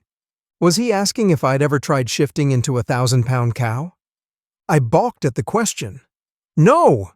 Asterion chuckled. "Okay, we'll work on it. As for the—" He gestured vaguely at my shirt, and I stared down, confused. "Milk. Don't worry. It happens to all of them." "Milk?" I repeated, alarmed. He cleared his throat and dropped my bags at the door. "I'll leave you to it. I'll collect you later. We're having a small ceremony. I'll be introducing you as our matroness, so get some sleep. They tend to get overexcited." He smiled at me, and my face went hot. Asterion was something else. I had no idea why, but ever since we met, I felt so drawn to him, like he was slowly becoming the center of my world, which felt dangerous, because I hardly knew him. 2 hours later, Orion and Zoran dragged me out of my tent, chattering excitedly as they yanked me into a whirlwind of preparations. They dressed me in a silk-white skirt that shimmered in the light and pressed a crown of delicate white flowers onto my tangled curls. Strange symbols were painted over my face in gold and ochre, tracing down my neck and collarbone in a pattern I didn't understand. I balked when I caught sight of myself in the mirror. I hardly recognized the person staring back. "Matronus!" Zoran beamed, clearly already drunk from the bottle being passed around. His face was flushed, eyes glassy, but the joy was undeniable. It was so hard to keep up with everyone's name, and my head was still spinning. Seraphine leaned in with a radiant smile and kissed the back of my hand. "You're most welcome," she whispered, nuzzling her cheek against mine in affection. I laughed. My face was flushed from the wine, cheeks red, blue eyes bright. My hair was a wild mess of curls, and the white gardenish flower crown made me look goddess-like, untouchable, divine. "Come on, everyone's waiting," Orion hiccuped, grabbing my arm as laughter echoed behind us. He yanked me outside with Zoran trailing beside, both of them gleeful and barefoot. It was strangely primitive, the scene that unfolded before me. A fire roared at the center of the field, its flames dancing high into the darkening sky. Drums pounded like a giant's heartbeat, deep and thunderous. The air sizzled with energy, with anticipation, with something ancient. Asterion sat at the edge of it all on a makeshift throne of carved bone and cedar wood, half-shifted, his great bull head and horns twisting toward the stars. His chest was bare, etched with more glowing symbols, and his eyes burned gold beneath the smoke and moonlight. For some reason, this form didn't frighten me. Not like it should have. Not like it used to. I glanced around and saw others half-shifted too. Horns, hooves, golden eyes, thickened limbs. Their bodies shimmered under the firelight. "Over there, we have the council," Orion whispered dramatically, leaning heavily against me as he pointed to a semicircle of robed figures standing at the edge of the light. "That's High Seer Malrix of the Skyhorned," he whispered. "Scary guy. Don't look directly at his eyes." "Don't listen to him," Zoran laughed, bumping his shoulder into Orion. "They're not that scary. They just keep the peace." "That one there with the silver veil is Jeshra," Orion added. "She oversees tradition and blood rites. Then you've got Thursa. She's in charge of birthing and mating schedules. And Seraphine. She does food, supplies, all the boring stuff." I tried to keep up, but I couldn't. The heat was rushing to my face again, not just from the fire or the wine or the crowd, but from the way the drums shook the ground, rattling something loose inside my bones. Around the fire, they were dancing, limbs moving in impossible ways, twisting and spinning, undulating like waves caught in an ancient tide. Their forms flickered between human and beast, shadows stretching long behind them. It was otherworldly. A pull yanked on my ribs again, stronger this time, and even though I didn't know how to dance, my feet moved anyway. Compelled. Like my body was being pulled by a string, answering some unspoken call. "Come on," Orion said breathlessly. "It's almost time." He yanked on my wrist, and he and Zoran dragged me into the thick of it. My feet hit the ground before I even registered it. Twisting, stomping, spinning in rhythm with the drums. The fire blurred in my vision, the flames roaring taller. The world became music and motion. My breath came fast, my laughter uncontrolled, my heart soaring. We danced in a circle, hands joining, heads thrown back. The stars wheeled above us like watchers. The fire cracked, the earth hummed. I felt alive. My eyes were drawn to Asterion. We locked eyes, and everything else fell away. The people, the sound, the flames, the field. Only him. Only me. The world spun off its axis, and I went flying. Asterion lifted his hand. The drums cut off in an instant. Silence fell like a shroud. The flames snapped, frozen mid-lick. My heart thundered, and every single person turned toward me, waiting. I was breathing so hard my ribs almost cracked. A part of me wanted to sink to my knees and, gods, it was unthinkable, too embarrassing. I couldn't do that. I wouldn't. Asterion stood over me, his horns eclipsing the sky, a shadow made of myth and flame. He lifted his hands, and without hesitation, everyone around me dropped to their knees like a tide bowing to the moon. "All hail Matronus!" he declared, voice like thunder. "All hail Matronus!" they roared back in unison, the sound vibrating through the ground beneath my feet. Asterion held out his hand. I took it, breathless, dazed, trembling as he led me toward his throne. My legs barely worked as I climbed the few steps and sat down beside him. The carved wood was warm from the fire, the moment too surreal to grasp. He signaled with a nod, and the music resumed, wilder now, more ecstatic, and a large goblet was pressed into my hands, brimming with dark red liquid, thick as syrup. I sniffed it cautiously and took a sip. "What the hell is this stuff?" I asked, dopily. There was enough wine in there to tranquilize a horse. Asterion chuckled. "It's called Velmortis, the wine of the blood moon. Stronger than it looks. It's ceremonial." I raised an eyebrow. "Ceremonial my ass," I mumbled, already feeling the way it wrapped warm tendrils through my limbs, softening everything it touched. Asterion grinned, his golden eyes gleaming in the firelight. "It brings truth to the surface, reveals what's hidden beneath." I wasn't sure if that was a promise or a threat. It struck me then that Asterion wasn't speaking English. He hadn't been the entire time. "How? Can I understand your language?" I gasped. Asterion smiled fondly. "You are the Matronus. Of course you can understand and speak it fluently. The Brahunai tongue is passed down linear, usually through the mothers." I frowned. But my mother was human, right? I never knew who my father was, but all my life, I knew he was still out there somewhere. "So, what happens now?" "We drink," Asterion said simply. "We celebrate. I did plan to send you later on, but I'll wait until you're ready. It might be too overwhelming." "I'm ready," I slurred, raising the goblet too fast and nearly spilling its contents. "Let's do it." He chuckled, shaking his head. "I see Zori and Orion have been a bad influence on you. I'll need to punish them." thoroughly. Something about the way his voice dropped made my cheeks burn. "Don't feel you have to rush," Asterion continued, softer this time. "They can be quite naughty." He chuckled again, a warm, dangerous sound. "Take your time, Elias. I'll be there. We all will." He touched my hand, and the connection sizzled, like lightning licking across my skin. My breath hitched.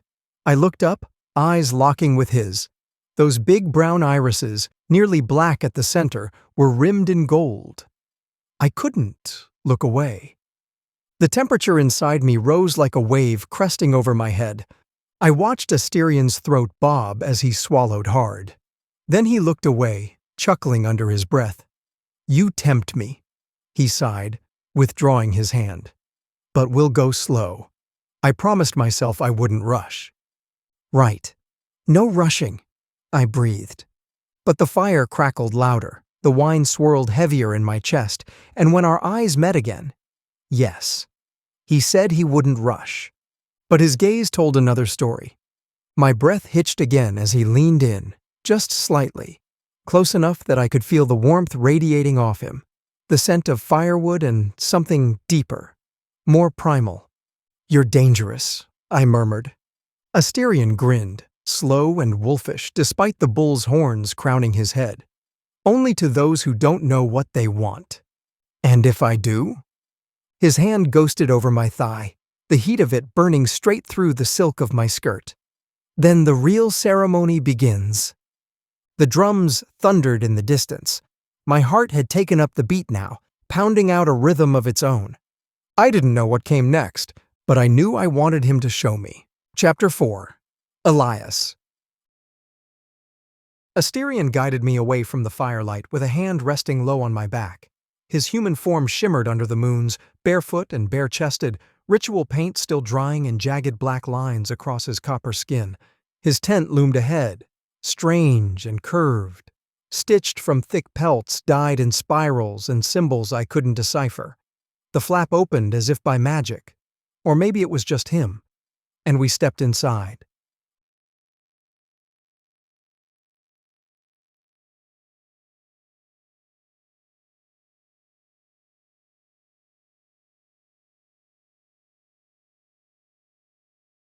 His scent was the first thing I noticed. Thick, spiced earth, sweat, smoked cedar, musk and something wild that curled around my lungs and made it hard to breathe in the best possible way. The tent was filled with relics, carved bull skulls, blades made from horn, old Hunai talismans wrapped in sinew and crystal. Faint alien symbols glowed along the seams of the walls, etched in what looked like ink and stardust. "You're buzzing," he murmured, hand brushing the curve of my waist. "Still caught in the Velmortis?" "I don't think I ever left," I whispered. He laughed and guided me to a low-cushioned bench piled with throws. I sat. He didn't. Instead, he crouched in front of me, knees brushing mine, fingers ghosting over the sheer white silk draped across my thighs. "I need to scent you," he said. "So they know. So they all know." His touch was barely there, but I shivered like he'd kissed my spine. I tilted my head, gave him my throat without thinking. He leaned in, lips grazing the skin just below my jaw, his breath hot and ragged. But instead of biting or claiming me, he lingered, just lingered, and whispered in a reverent hush, "Did they tell you where this all began? The Matrones? The bull? Our tongue?" I shook my head. I could barely swallow. "The Hunai were born from ash and famine. We were once beasts, raging, wild, leaderless, until the bull descended, horns kissed by fire, eyes made of stars. He gave us law, language. He taught us to hold." His hand slid up my thigh, palm warm and rough through the silk. "To carry burden with pride." I let out a soft sound I didn't recognize. "And the Matronas?" I asked, voice thinner than it should have been. He smiled, feral and fond. "It was the first vow. The bull offered himself, body and blood, to his mate, a gift of trust so complete It shattered the sky and stitched us together in a tongue not even time could erode. I looked at his mouth. He hadn't stopped touching me. His fingers lazily tracing my arm, mapping the inside of my wrist, his other hand slipping over the curve of my hip, thumbs brushing just under the fabric. I was lightheaded, drenched in his scent. I felt like I could float straight into him. "Say something in Brahunai," I said, needing to hear it. His gaze dropped to my lips. "Shal Varatan Torhali, Elias." The words weren't just words. They were a touch, a promise, a flame running down my spine. "What does that mean?" I breathed. Yet, I already knew. "That your name feels good on my tongue," he said simply. I swallowed hard. My thighs clenched. My whole body responded to his closeness, the heat radiating off him like a sun. "And you feel," he added, his fingers trailing over my chest, slow and curious, "like you were meant to be mine." Our foreheads touched. His mouth hovered over mine. I could feel it, like we were suspended at the edge of something huge and irreversible. Then, a sharp knock against the outside of the tent. I jolted. So did he. Asterian's eyes flared gold for half a second, teeth gritting, his body still half wrapped around me like instinct wouldn't let him pull away. "Ignore it," he whispered, his voice rough with hunger. But the knock came again. Urgent. Unwelcome. He closed his eyes, pulled back, barely, and sighed against my temple. They always want me when I'm about to take what I truly want. My skin was burning. My heart thundered. And for the first time, I wondered if I was already his. The morning after the ceremony, the herd was already on the move. The plains rolled out in gold and green, the wind warm and playful. I walked at first, trying to act like my thighs weren't sore from sitting so stiffly the night before, wrapped in silk and nerves and temptation. "Hey, Moon Boy," called a voice behind me. I turned to find Orion, grinning like a menace from atop Thyrsa, who had transformed into a towering silver-white cow with eyes as intelligent as any person I'd ever met. "You're walking?" Orion gasped, clutching his chest. "On those little legs? No, I won't allow it." "I'm fine," I muttered. Zoran passed by, riding another cow, tossing me a look like I'd just insulted the gods. "You'll slow us down. And you're wearing sandals. Who travels in sandals?" "They're ceremonial," I said, instantly regretting it. Orion clapped. "Aw," he said it like a priestess. "They're ceremonial. Gods, you're precious." Before I could protest again, Thyrsa had lowered her body, and someone, probably Asterian, lifted me like I weighed nothing and placed me on her broad, warm back. "She likes you," Orion whispered. "She only lets hot people ride her." He wrapped his arms around my waist, holding me close. Nope, this wasn't weird at all. Riding a cow with people I hardly knew was a perfectly normal Tuesday morning. "Oh my gods, shut up," I groaned, but I was smiling. Asterian appeared then, walking beside Thyrsa in his half-form, his bullhorns curved back like polished obsidian, eyes glowing faintly gold. He looked like a myth, all dark power and steady silence. "You okay?" he asked. I nodded, feeling weirdly shy. He offered up a piece of dried fruit, sweet, sticky, fragrant with something citrusy and strange. "What is it?" "Brahunai orchard fruit," he said. "We only harvest them during mating season." Orion leaned over with a loud stage whisper. "He's definitely courting you." Asterian didn't deny it. Behind us, a younger calf shifter, Luca, shouted, "He carved your name into a protection charm." "I saw it. He gave it to the fire last night." "Did not," Asterian muttered. "Did too." Zoran passed by again with his arms crossed, muttering something that sounded like, "pathetic." But I didn't miss the flare of tension in his shoulders. As the day stretched on, I started laughing more than I had in months. They made fun of each other constantly. Seraphine had a razor tongue and could cut down anyone in 5 words or less. Orion kept challenging everyone to games that were more than likely rigged in his favor. Even Thursa made disgruntled cow noises when anyone got too loud. Asterion didn't say much, but he never drifted far from my side.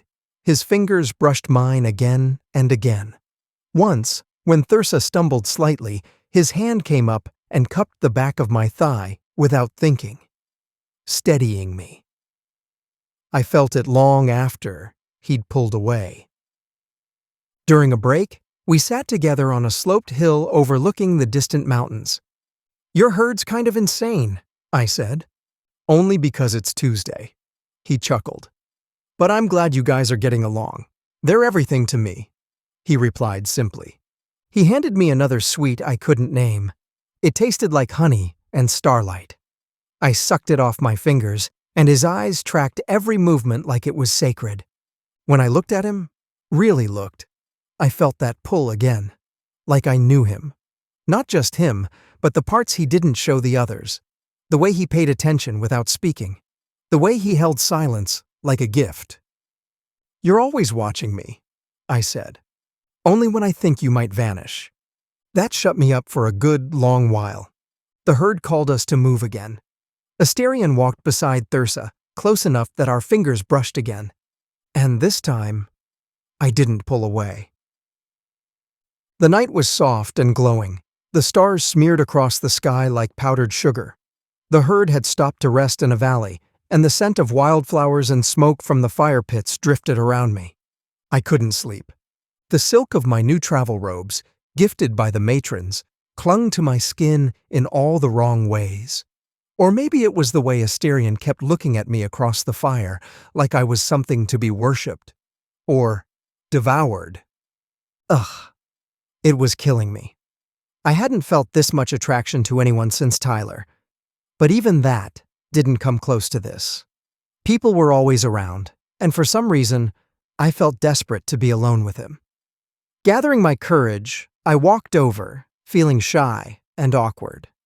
"Come walk with me?" I asked, my voice quieter than I meant it to be. Asterion followed without a word.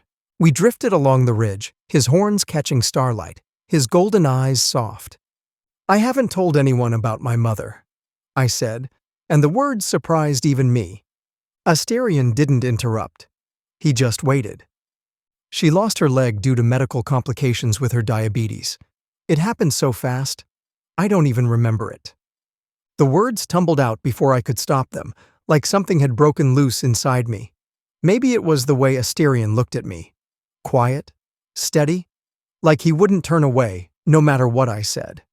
"She used to be strong. The kind of strong that doesn't flinch when there's blood or bone showing.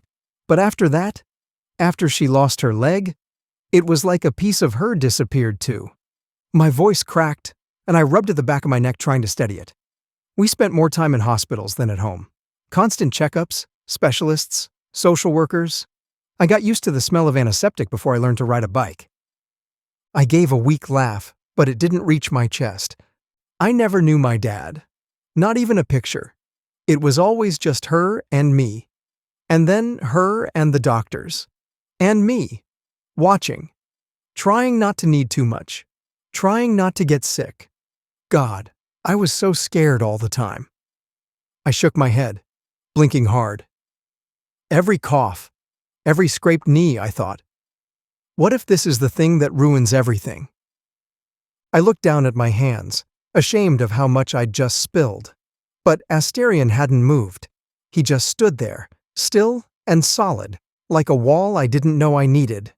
"I don't talk about this. Ever," I said quietly. "But I don't know. With you, it just came out." His brow furrowed like it hurt him to hear. "She used to say that I was the best mistake she ever made." I laughed softly, bittersweet. But I might never see her again. And just like that, it cracked open. The tightness in my chest, the fear, the guilt. I looked up and blinked fast, but tears still came, hot and sudden. Asterion stepped closer. One of those big hands reached out, rubbed the nape of my neck. Slow circles. Gentle. Steady. Gods, it felt good. I leaned into it, leaned into him. His forehead touched mine. "I'm sorry," I whispered. For what? I don't know. For this. For falling apart. For needing this touch. For wanting more. You don't have to apologize to me. His voice was rough silk. You don't ever have to apologize to me. His thumb brushed my jaw, my mouth, and that was the moment. Right there, where I almost kissed him. God help me, I wanted to. We hadn't known each other long, but I knew him. I knew him the way you know a storm's coming before you smell the rain. I turned my head away, just barely, and whispered, "Tell me about the herd." It took him a moment to speak. When he did, his voice came slow, like I was the only one who'd ever asked. He told me about Seraphine and her youngest calf who still couldn't shift properly, about Orion's obsession with stealing milk to feed the orphans, about Zoran's wandering heart, and the human man he loved who didn't love him back. And then, softer, about his fears. About Orion's milk, the cursed prophecy no one wanted to speak aloud. About what would happen if the herd splintered, if the calves starved, if the old ways died with the last of the matrons. About him. He was quiet for a long time. Then he said, "They look to me like I have the answers. But I don't. I don't sleep some nights, thinking I'm leading them straight off a cliff. That I'm just some bull born in the wrong era, too stubborn to admit he's out of his depth. The matrons said I would lead. But what if they were wrong? What if I'm the one who ends everything?" "You won't," I said firmly. He laughed like he didn't believe me, and maybe he didn't, but I had a feeling he needed to hear it. The wind whistled gently between us. "Tell me something true," I whispered, desperate to keep the conversation going, to keep Asterion all to myself. He blinked, then said, "I'm afraid. I wake up scared. Not for myself. For them. For the calves. For the future. They don't know they might lose." We sat beneath a willow tree, our shoulders brushing now. I think time slipped by us because the sky had shifted to violet and the stars were beginning to fade. Asterion blinked, surprised. "I'm sorry," he said. I've been carrying this burden for so long. It's good to finally let it all go." I turned to look at him. He was blushing. I smiled and reached for his hand. He didn't hesitate. His fingers slipped into mine, bigger, calloused, warmer than I expected, like they'd been waiting for this. "I promise you, Elias," he said, "whatever you need, whatever it is I need to do, I'll do it. Not just because we're mates." He leaned in, lips ghosting mine. "But because I adore you." My heart stuttered. I think I adored him too. The clearing buzzed with a quiet, electric sort of energy. Silver lanterns hung from branches, catching moonlight and spinning it into threads across the grass. The herd had been working all day to prepare for the moon ceremony. Stringing blossoms, burning herbs, laying woven mats and spirals that radiated out from the central fire. Zoran lounged with his arms behind his head, his dirty blonde hair tangled with flower petals. His amber eyes glinted as he watched me take in the scene. "This," he said, gesturing to the moonlit setup, "is where the ceremony begins. It's the start of our mating season. Big deal for a herd. The energy shifts. Bodies get restless. Spirits too." At that, everyone burst into giggles. Even the normally stoic Thyrsa rolled her eyes and gave a loud, disapproving tisk. Seraphine, sitting beside her with a basket of dried berries in her lap, couldn't stop laughing behind her pale fingers. Her skin was like porcelain, glowing faintly in the night, and her curls fell like spun silver down her back. She wore a sheer gown stitched with tiny bone charms, and her eyes, lavender and always soft, crinkled at the corners. Thyrsa was built like an ox, tall, all muscle and sharp angles, with coppery skin and cropped platinum hair that framed a perpetually unimpressed face. Her ceremonial wraps were simple, but the staff across her back marked her as a high-ranking guardian. "He will request you tonight," Orion said, appearing behind me and brushing the curls from my brow. His fingers were cool and sure. You are his Matronus. He will have to request you. I felt my face warm instantly at the implication, but the moment was cut short by a loud, inelegant snort. How do you know that? Zoran snapped. Don't fill his head with such nonsense. Orion stuck his tongue out at Zoran, who flipped him off with no hesitation. Request? I repeated slowly, frowning. I don't understand. They all started giggling again, like children with a secret, and annoyance flared in my chest. Aw, don't be upset, Seraphine teased. It's tradition that the bull takes the Matronus on the night of the ceremony. It helps him prepare for mating season. Obviously, Thyrsa added dryly, we need to be at the noble wolf pack before then. But some people in the herd get restless. It's his duty to service them. Service them? I blinked, completely lost. Screw them, Zoran clarified with a bark of laughter at my stunned expression. All of them? I gasped, eyes wide. They nodded solemnly. Well, as solemn as you can be while fighting back giggles. Yes, Seraphine said, her voice like wind chimes. Quite thoroughly. You mean the harem and… Yup, Orion said, popping a piece of fruit into his mouth. He takes 3 or 4 at a time. I stared at them. I honestly should have expected this. They were a herd, after all, with one bull. No wonder Asterion always looked so utterly wrung out. But obviously, all of that would change after we officially became mates, and I appreciated them telling me. Strangely, it didn't frighten me, not the way I thought it would. Knowing them now, Zoran's sass, Seraphine's kindness, Thyrsa's strength, it felt more like biology than betrayal. Obviously, the Matronus will take the brunt of his frustration. Orion snickered. Me? What did I do? I asked, feeling a little dazed. Everyone exchanged looks before bursting out laughing again. Asterion doesn't… Thyrsa began, a grin slowly curling across her usually unreadable face. Spill inside us. Not always, Seraphine added. Unless it's mating season, it's mostly about our pleasure. So, you all use Asterion, I said, incredulously.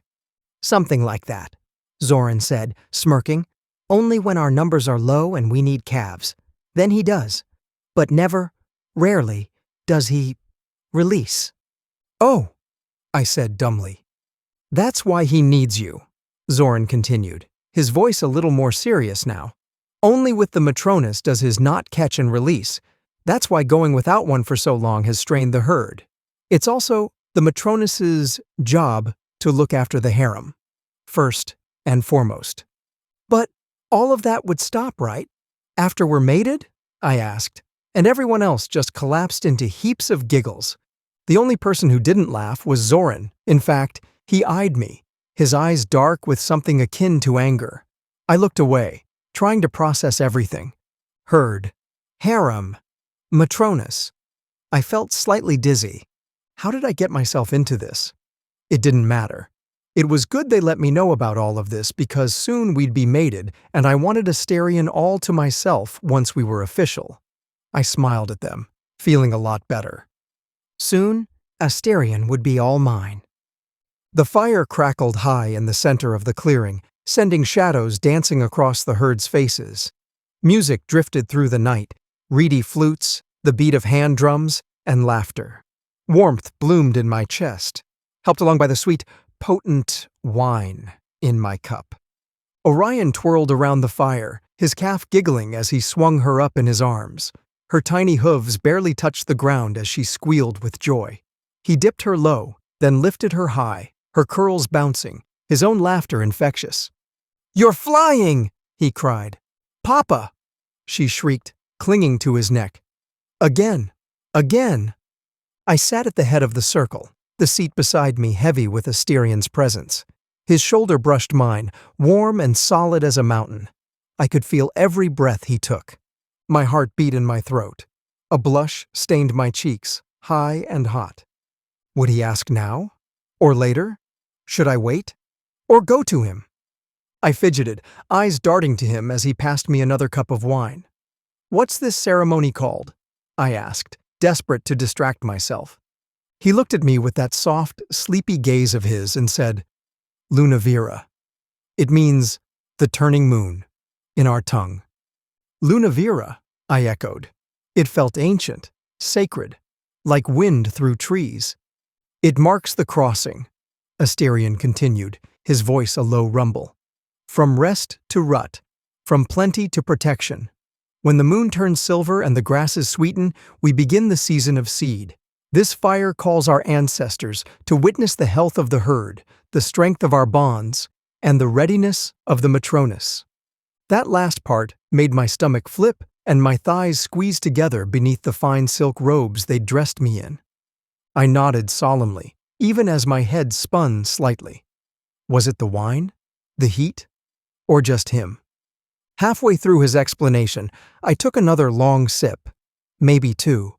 My limbs turned syrupy. I leaned back in my chair, giggling softly to myself. He was so handsome.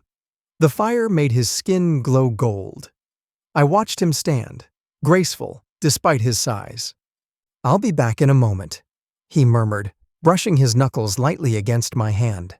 I blinked up at him, dazed. And then he was walking away, disappearing between the tall grass and swaying tents. I watched the muscles in his back flex with every step, the taper of his waist, the swing of his tail. My breath caught. Why had I ever been so hung up on Tyler back in the human realm? All I ever needed was a giant bull. I laughed again, slouched in my seat, feeling warm and soft and just ready. Well, I was the Matronus, wasn't I? Why wait? If we were going to be doing the dance tonight, we might as well get started. I stood, or tried to. My legs wobbled like jelly. Several members of the herd stepped forward instinctively, concern in their eyes, but I waved them off with an exaggerated sweep of my hand. "I'm fine. I'm going to see—" I hiccuped. Him. The air outside the fire circle was cool and quiet, the tall tents lit softly by lanterns shaped like moons. I wandered through them, humming to myself, feeling the wine in my bloodstream, tugging me toward him. Asterion's tent was tucked further back, half concealed by swaying ferns. I approached on light feet, brushing the canvas aside, and froze. My stomach dropped through the floor. Inside, Asterion was leaning into Zoran, one large hand wrapped around the back of his neck. They were kissing. Slow. Deep. Familiar. Like it wasn't the first time. The tent blurred. My chest felt too tight. Like someone had wrapped a rope around it and pulled. I shouldn't have been surprised, honestly. They mentioned the harem. They mentioned his lovers. But I assumed all of that would stop once we were mated. I didn't know whether to scream, cry, or throw up. Zoran. Of course it was Zoran. Chapter 5. The Bull. I nibbled on Zoran's lip, and he made a noise in his throat before he pulled away with a soft pop. I held him close as he nuzzled into my neck. I sighed, giving him the comfort he craved, even though my heart ached for someone else. "Are you okay?" Zoran asked, his lips brushing against my throat. "I'm fine. Are you okay?" I pulled back slightly to look at him. "You aren't normally this impatient. Get on the bed and spread." He shrugged, beginning to undress. "I wanted some alone time with you, before you claim the Matronus. I know you're eager for him tonight. He's eager for you too." I snorted. "Don't tease him too much," I said, though I knew how deeply they cared for Elias, just like I did. "I'm not," he grinned slyly, settling onto the bed and stretching out. I don't know where this leaves me." I frowned, undressing slowly. "What do you mean?" "Am I—" He hesitated, eyes flicking to mine. "Still your favorite?" "Of course. Why wouldn't you be? Having a Matronus doesn't change what you mean to me. You, all of you. The herd means the world to me. Asterion. He used my full name. That alone caught my attention. Zorin never used my name unless he was truly serious or hurting. Jealousy. I recognized the tightness in his voice, the heaviness in his eyes. It happened sometimes, especially among the herd. I'd seen it before. Fights, silent glares, small acts of defiance. Even Seraphine had her moments. I always tried to spread my affection equally, but maybe sometimes I missed something. "What would you have me do?" I asked gently.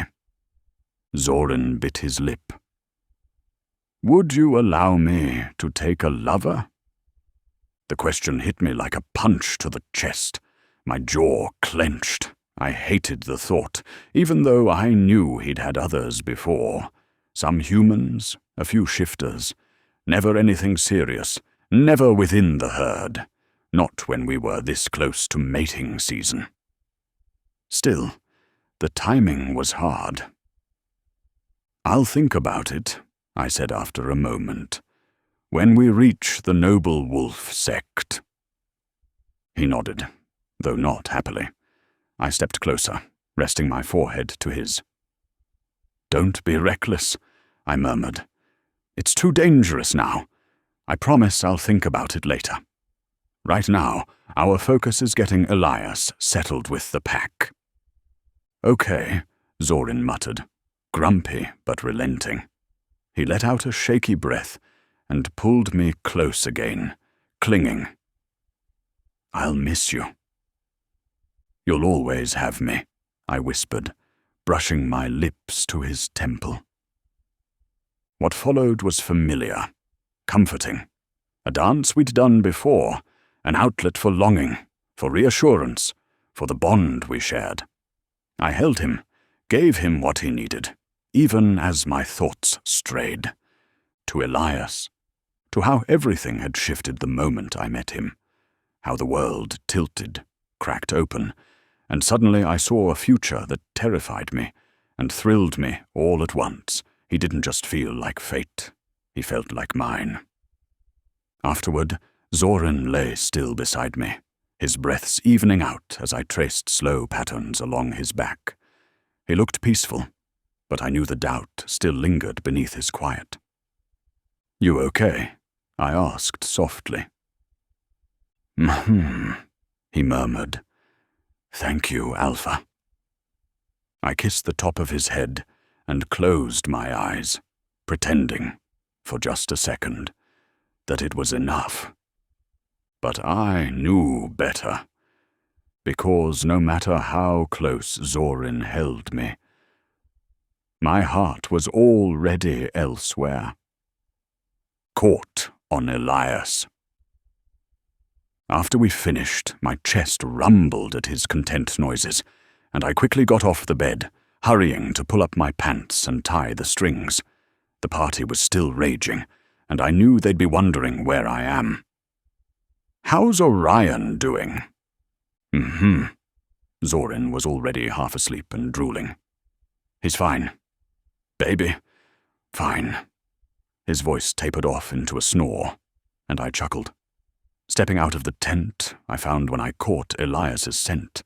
It was weak, as if he'd been standing there seconds ago, and then it was gone.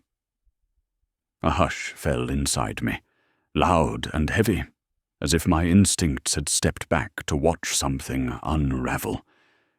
Something was wrong. I marched back to the bonfire.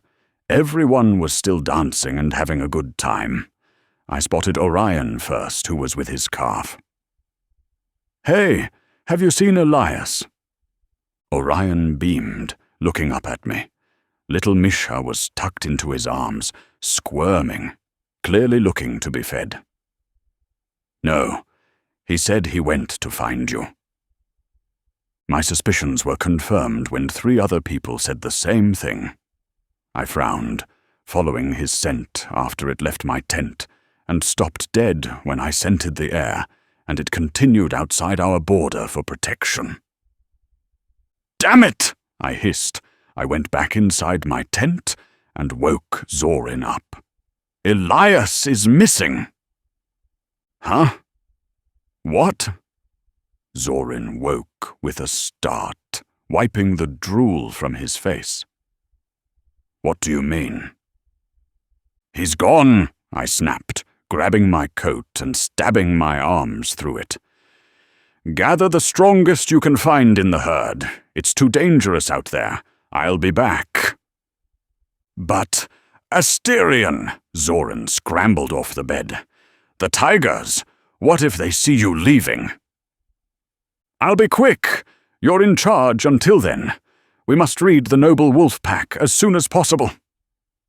Zorin nodded, and I quickly fled the tent, following Elias's scent, sprinting after him. I sprinted through the tall grass, each blade slapping against my legs as the night air rushed past. My heart pounded, not just from the run, but from something deeper, an old, bone-deep instinct flaring to life. The scent trail was sharp and clumsy, soaked in wine and Elias's wild magic. Then I saw him. He was staggering through the wheatgrass, his silhouette swaying like a drunk shadow under the moonlight. Relief hit me hard, cooling my panic for a breath. "Elias!" I called, moving fast. I grabbed his arm, steadying him just as he nearly tripped. "Don't touch me!" "Be quiet." My eyes darted through the grass, too tall, too still. Tigers could crouch low and wait for the perfect moment. I didn't like this. "We need to go. Now!" I turned back and yanked Elias forward by the arm, but he resisted, his body heavy and uncooperative. He groaned, his eyes glassy. "I can't. Walk straight." "You don't have to. Just move." But he stumbled again, his weight dragging against mine. I caught him before he fell, slinging his arm over my shoulder, scanning the shifting darkness around us. Every sound felt sharper now. A breeze through the grass, a branch cracking too cleanly. My skin prickled. If anything was out here with us, it already knew we were vulnerable. "Zorin better be holding that damn line," I muttered, hauling Elias forward, one slow, dragging step at a time. I dumped Elias onto the bedding, careful but firm, but he twisted away from me, shoving weakly at my chest. "Go to hell! Leave me alone," he mumbled, voice thick with alcohol and something else, something sharper. I frowned, heart pinching tight. He was drunk, yes, but that sounded like more than just a haze of wine. That sounded personal. Orion and Zorin burst into the tent, breathless and flushed. "Is he okay?" Orion asked, his gaze sweeping over Elias with quick concern. "Help him get ready for bed. He's drunk," I muttered, stepping back. "Keep an eye on him." Zorin crouched beside Elias and reached to help, but Elias shoved at him too, more agitated now, his movements sluggish and stubborn. "Don't touch me! Get off!" he slurred. Orion exchanged a glance with me, worry written plain on his face. "He looks upset. Maybe you two should just leave," he said gently. "Let Thyrsa and I handle it." I hesitated for a moment, frustration biting at the edges of my calm. Tonight should have been our bonding night, our mating ceremony. Instead, Elias could barely keep upright. Whatever I'd expected, it hadn't been this. "Fine." I waved them off with a sigh. "Clean him up. Get some rest. And Orion, I turned to him sharply. "Don't leave his sight. He's your responsibility tonight." Orion gave a curt nod, already moving to Elias's side with quiet efficiency. I didn't look back as I stepped out of the tent. Zorin followed behind me, yawning so wide his jaw gave an audible pop. "Night," he mumbled, rubbing at his eyes. I patted his arm. "Get some rest." He disappeared into the shadows of the camp, leaving me alone under the dark stretch of sky. Stars blinked overhead, cold and watching, and the wind whispered through the tall grass beyond the tents. That's when I felt it. The prickle at the back of my neck, the uncanny stillness in the air. My gaze snapped toward the fields. Nothing, just the wheat, swaying gently. But I knew. We were being watched. Elias was in a foul mood the next morning, snapping at everyone. It was so bad he almost made Orion cry, which I drew the line there. I told everyone to stop and parked the RVs here for a moment, while I pulled Elias aside. He yanked his arm out of my grip, scowling at the lowering sun on the skyline. "What the hell's gotten into you?" I fumed. "Just where do you get off yelling at Orion?" "He keeps following me around," Elias flung the words back at me. "What do you think I am? Some kind of child? That I need to be watched 24/7? God forbid I make a decision for myself and try to leave this damn place." Where was all this hostility coming from? Hadn't we treated him with respect and kindness? Maybe he was just fearful for his mother, or something happened last night. A cold thread unwound in my gut, stitching dread into every breath I took. "Elias, if it's about your mom, I can assure you—" "No, it's not about my freaking mother," he spat, arms crossed. "It's about you and this whole messed up thing. How you're saying one thing to me and another thing to Zorin." "What? What are you talking about?" "You know what I'm talking about." He walked right up to me. Even though he was a head shorter, I felt his rage as if it were a palpable thing. "You're calling me your Matronis and sleeping with Zorin," he accused. I blinked at him in surprise. "I'm sleeping with Zorin," I repeated. "Yes," he breathed. "I can't believe you would keep this from me," he said. He looked so utterly betrayed, and my heart clenched. Did Zorin explain this to him? Or at least Orion? Did he know I was the alpha to the herd? Then again, it should have been my responsibility. I shouldn't have left it up to them to explain his rank, I groaned, rubbing the bridge of my nose. "Look, I'm so sorry, Elias. I thought they explained the hierarchy in the pack, and—" "They didn't explain anything. All I see is you kissing Zorin, even after sharing everything with me." His voice cracked. "God damn it!" I sighed, looking up at the sky. "It's not what you think," I said after a beat of silence. "I am the alpha. All herds have one. They come to me for mating and protection, but it's different with me." "How's it different?" Elias demanded. "Because I'm not in love with any of them," I said coolly. "I loved them, yes, but it was familial. They were my family. We all lived as one, but in terms of partnership, that position is only reserved for the Matronis." Elias's jaw dropped. "And they're okay with that. They're okay with you having multiple lovers." I shrugged. "Yes, sometimes jealousy can arise, but I try to spread my time out with everyone. I'm sorry. I thought you knew."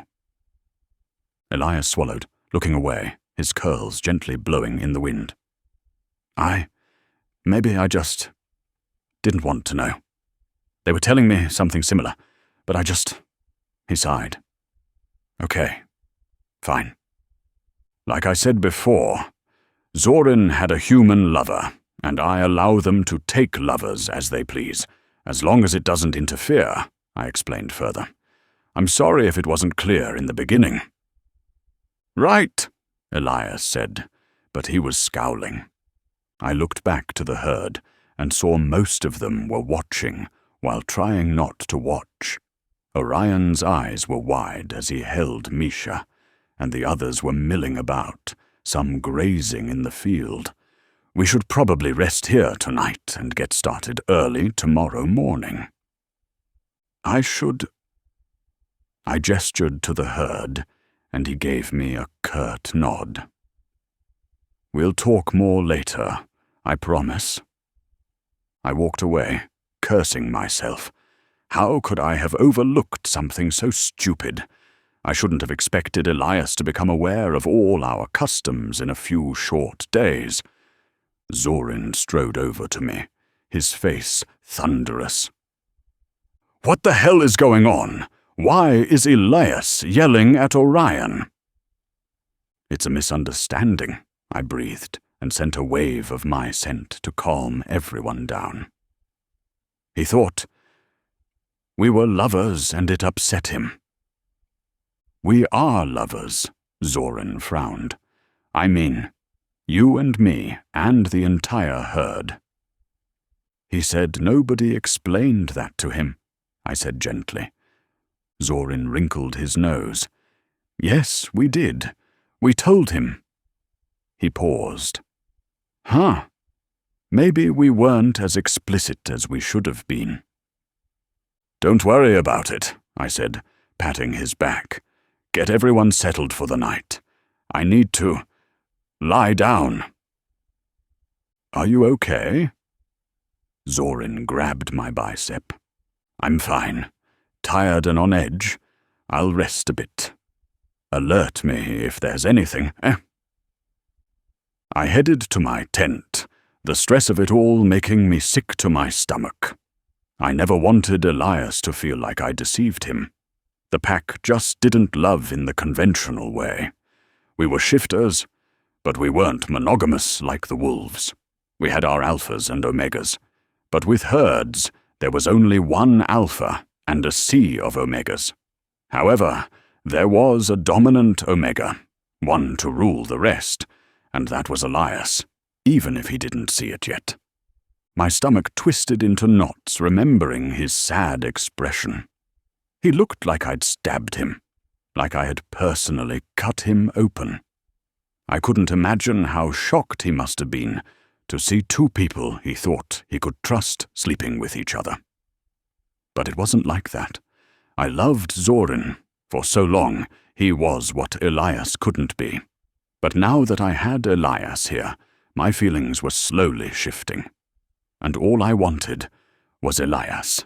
I laid on the bed of my tent and slowly fell asleep. I woke to light fingers cording through my hair.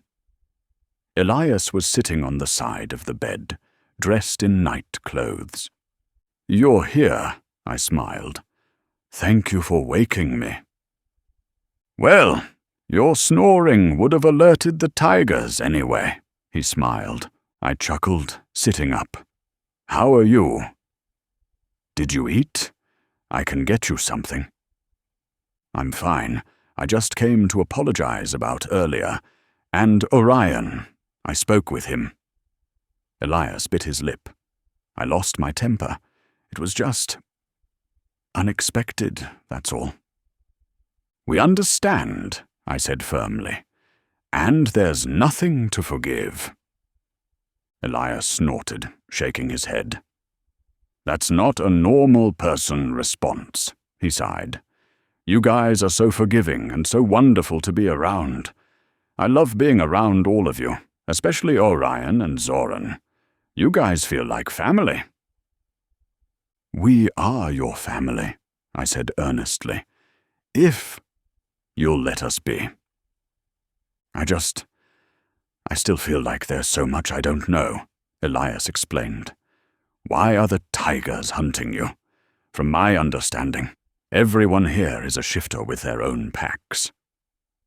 That is true, I confided. Tigers aren't mindless killers, at least not like the ones in the human world.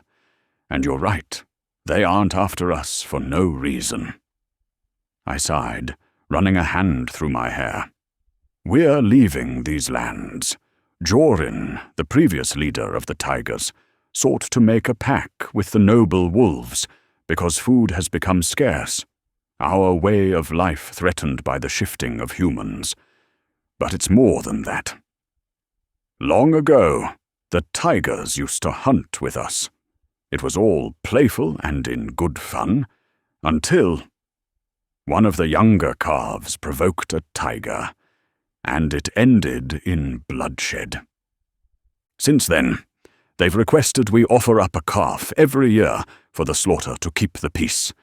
And every year, I swallowed hard, choking down my disgust.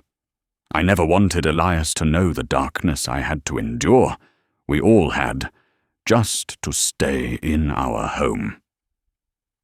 Anyways, with the harvest so bad this year, few have been able to conceive.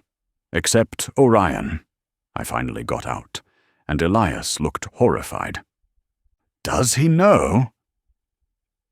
No, not yet, I muttered. If I don't do this, they would have slaughtered us all. Jesus, Elias muttered. What do you tell the mothers? Nothing. That they died. We mourn and move on. But I've been stalling, Elias said. You've been stalling. Yes, long enough to make a pact with Noah. He said once we arrive, we'll be under his protection, and he's been kind, more than a humble bull like myself could ever ask for, I muttered, and tears were burning my eyes. I never wanted this, Elias. I've never told anyone either. I couldn't. What would they think? A single bull cannot fight a tiger. I'd go down before they even got 10 feet. This is the darkness I carry. The heavy boulder on my shoulders, I breathed. You won't carry it alone. I will lift this weight with you, Elias said. Hope flared inside my chest, and bitter tears filled my eyes. Come here, Elias whispered, and hugged me tightly. I wept in his arms, feeling myself break from trying to hold it all together. Nobody knew what it took to keep the herd together. The sacrifices, the pieces of myself that chipped away day by day, just to see them happy. To watch Orion feed his calf, and Zorin take as many lovers as he pleased. To watch Theresa work the fields, and Seraphine thrive with her herbs. They were my family. I loved them all. Shh, Elias patted my spine. I'm here. I promise. I wiped at my tears, my face hot with embarrassment. I hadn't cried like that in years, and there was something about Elias that made me feel like I could tell him anything, bare the deepest parts of me, and he wouldn't judge. He would console. I kissed his smooth, pale neck, sighing against his skin, breathing into the hollow of his throat. I felt him shudder beneath me, and it was nothing like Zoran's touch or Orion's. Whenever I touched Elias, it sizzled, ripping across my nerve endings. It felt raw. I cupped his face and pulled back. If I got too carried away, I'd take him now, and we needed to be on the move. Sorry, I breathed. Thank you. You're welcome, he smiled. Come on, let's get something to eat and... An ear-piercing scream made us both jolt. I leapt off the bed, sprinting out of the tent just in time to see little Misha in her calf form, screaming as a massive tiger advanced on her, jaws wide, talons extended. I was too far away. I wouldn't get there in time. And I could already see the blood in the beast's eyes. Chapter 6. The Bull. "Run!" I shouted, then shifted into a massive bull, shredding through my skin with a wet rip that shrilled across the camp. My bones cracked and twisted, muscles ballooning with power. The moment my hooves hit the earth, I was charging, a shrill bellow tearing from my throat like a war cry. My heart squeezed in panic. Misha was still screaming, too small, too slow. The tiger lunged. And then Thursa came out of nowhere, her hooves launching into the predator's face with a sickening crunch. Bone shattered. The tiger howled and staggered back. I barreled through the fray, horns down, ramming into the tiger's ribcage and sending it flying. I felt bones snap around my horns. It didn't stop the bloodlust roaring through me. But more came. Shadows with eyes like wildfire burst from the trees. 3, 4, maybe more. I couldn't count them fast enough. They surrounded me, their growls vibrating through the air like a chorus of death. Zorin darted into the fray, grabbing Misha in his arms and shifting mid-run, his form glowing as he darted through the grass. Orion followed, rounding up the rest of the herd, shouting commands with desperate urgency. And I was left to hold the line. Claws slashed across my flank. I roared and kicked, one tiger flying back into a tree with a wet snap. Another leapt onto my back, tearing into my shoulder. Blood spurted, hot and fast. I twisted, throwing it off. But my hide was in tatters. Strips of flesh hung from my body, fur matted with gore. I'd heal. I had to heal. But if they went for my throat, if they tore deep enough, I could die. "You knew this was coming, Asterion," a voice purred from behind me, silk over steel. I whipped around, hooves digging into the dirt, my breath ragged. A tiger slinked down from the trees, like shadow come alive, sleek and monstrous, his body coiled with strength and cruelty. "Why fight it?" he asked with a grin full of teeth. "Give us what we want." "Never!" I hissed, blood dripping from my mouth, from my horns, soaking the grass. He laughed, low, rich, amused. But something was wrong. My stomach twisted. This wasn't Jorin. "Where is Jorin?" I demanded, heart thundering like war drums. He would never attack like this. Even though we made a deal, Jorin was respectful of the bulls, of the ranks and hierarchies. This tiger wasn't.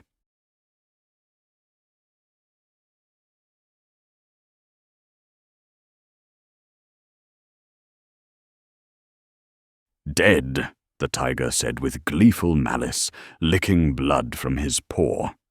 "Died crying like a pup." He stepped closer, pupils wide and rimmed in gold, glowing like firelight on oil. "My name is Vincentius," he said, "and I think I'll just take you instead." "Over my dead body," a voice cut in, strong, unshaking, filled with fire. I turned, and there stood Elias. His face was streaked with soot. His eyes were twin infernos. In his hands he held a blazing torch, flame licking up into the night sky, casting his shadow across the grass like a phantom god. The fire roared, and for a split second, just a second, the tigers hesitated. "Elias," I whispered, breath-catching. He stepped forward, wind tossing his hair, the torch flaring with each stride. "You want him?" he snarled. "Then come through me." Vincentius sneered, his eyes reflecting the flame like polished gold. "So be it," he said. And the tigers charged. Elias took out some lighter fluid he had in his pocket and sprayed it. Whoosh! The fire exploded like a blowtorch, roaring to life in the dark, forcing the tigers back. Flames licked the air as snarls turned into startled yowls. "Come on!" he shouted, whipping the torch left and right, spraying again. Another jet of fire sent the tigers scattering, smoke skittering like frightened ghosts into the trees.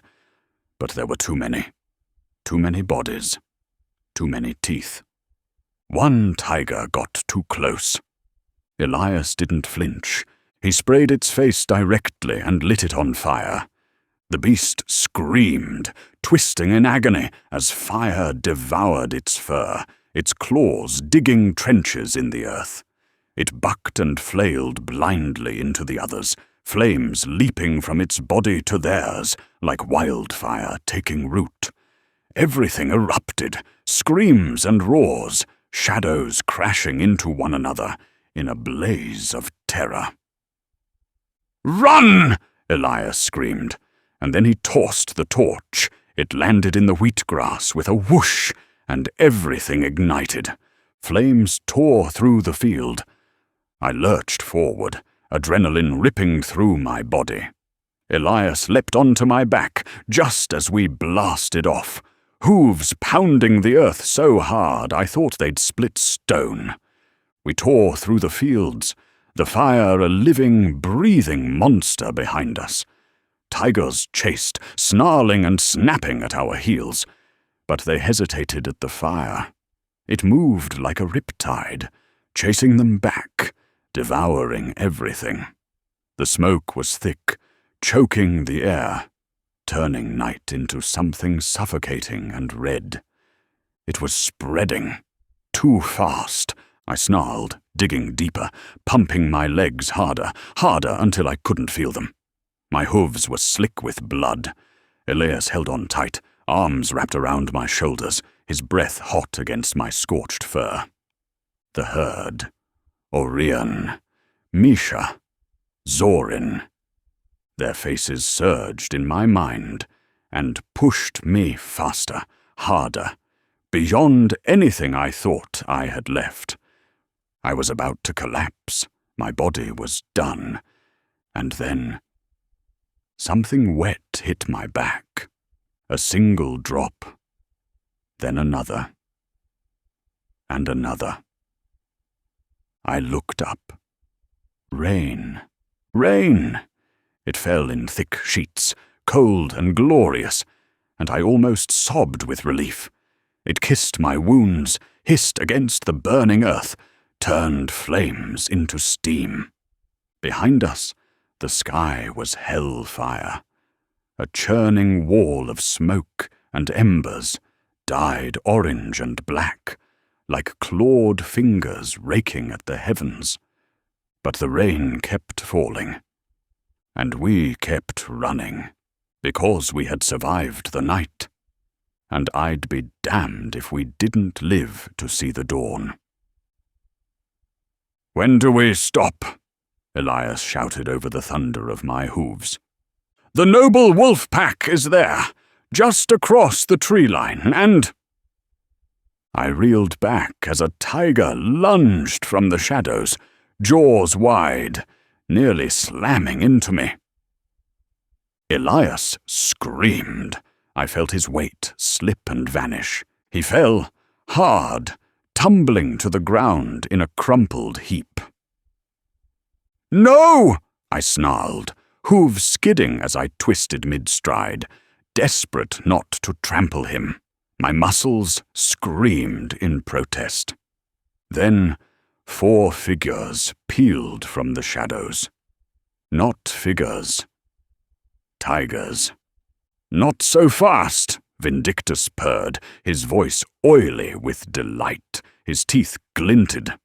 "You owe us a sacrifice, and I've come to claim it." He lunged. I ducked, spun, but claws ripped down my back. A tiger had launched onto me from behind, its weight dragging me sideways.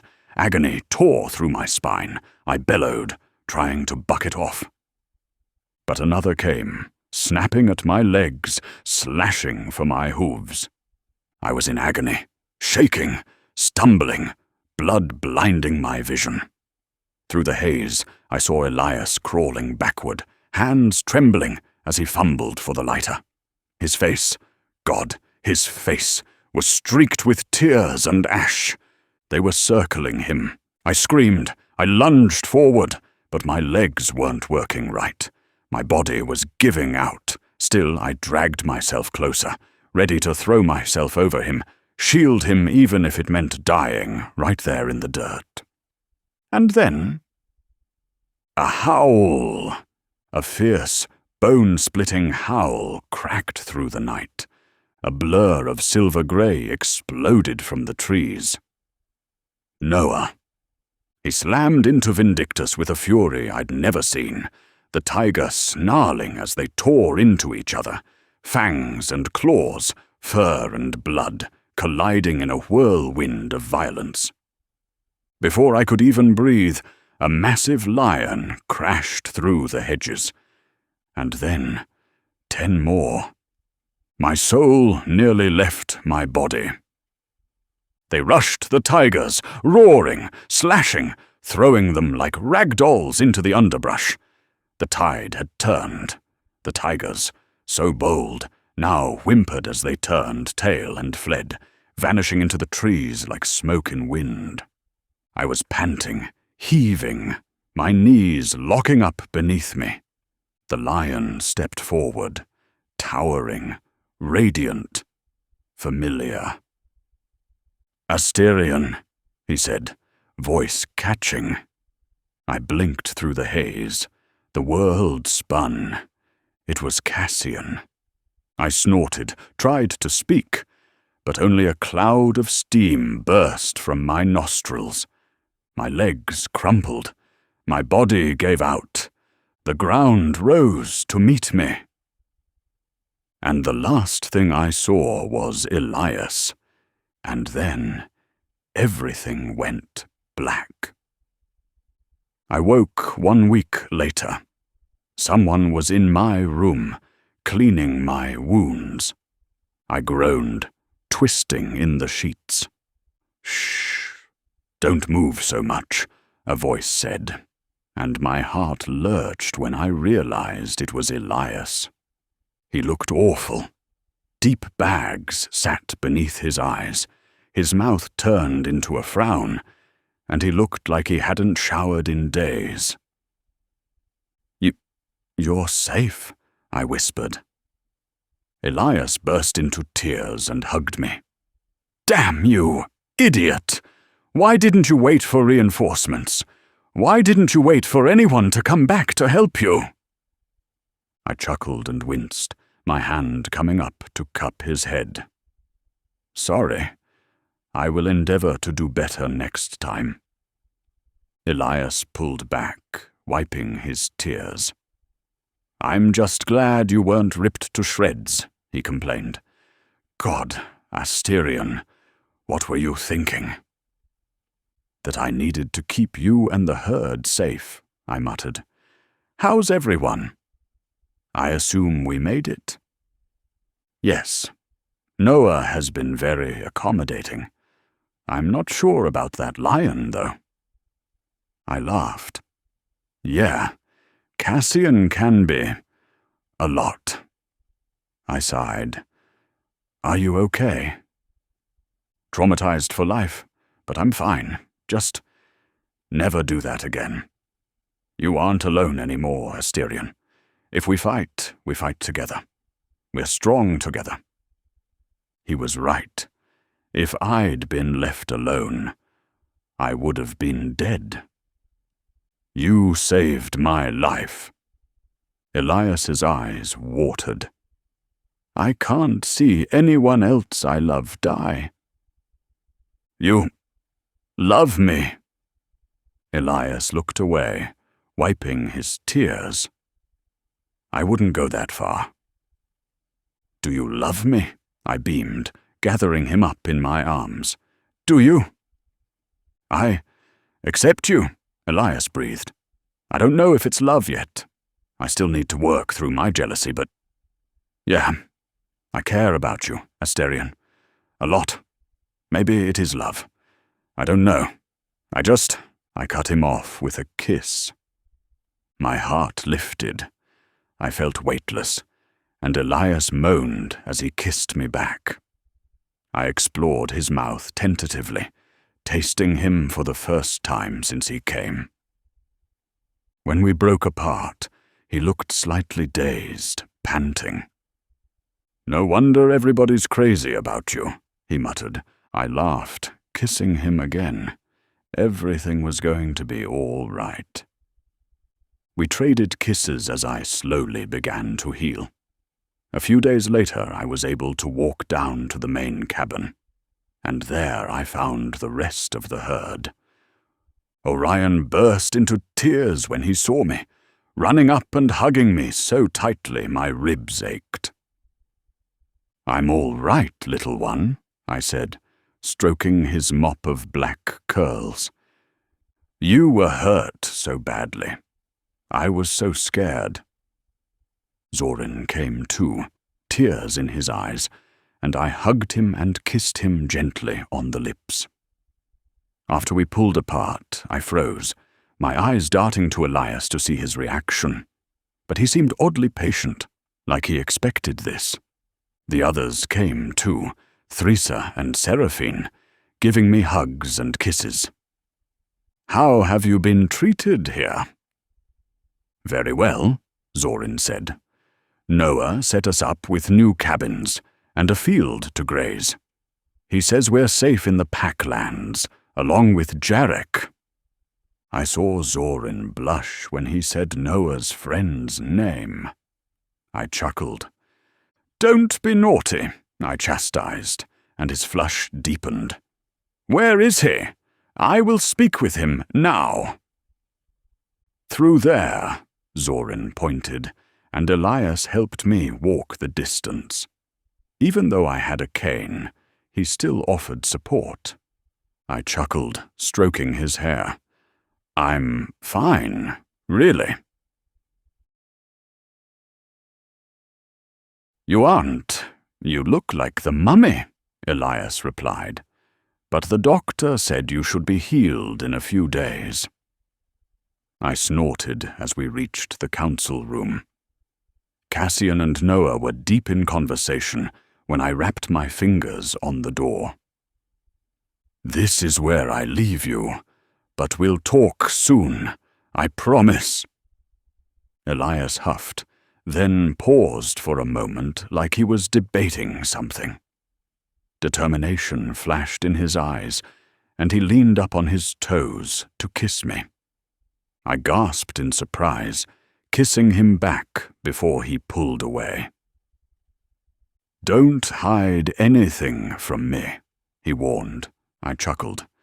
As you wish, Matronus, I called after him. Asterion, Cassian boomed. Good to see you.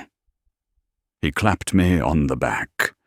And you as well, although you could have told me you were here, I said, eyeing them both. Noah smelled like Cassian, and my eyes narrowed. Unless... Yeah, I was meaning to talk to you, but I got carried away. Turns out Noah's my mate, and I've taken up residence with the noble wolf pack. My eyebrows climbed my forehead, and I turned to Noah, who looked extremely uncomfortable about this news. The wolves didn't normally mate with such dominant creatures like the lions. It's a work in progress, Noah said, as if reading my thoughts. Things are perfect, Cassian grinned and pinched Noah's backside. Noah yelped and shot Cassian a dirty look, while the lion snickered. "Anyway," Noah turned to me. "How are you, my old friend?" "Tired," I said honestly, slouching, and Noah offered me a chair. "The tigers have chased us from our homeland." "And they plan to do the same to us here," Cassian sneered. "I thought Jorin was bad enough, but Vindictus is a bastard. We're facing an all-out war if we don't stop them." "It can't be all of them," I muttered. Jorin had been ruthless, but he was never cruel like this. There's so much malice in them. They were peaceful once. "There isn't time for peace," Cassian said. "Now is the time for war." "But there could be peace," Noah interjected.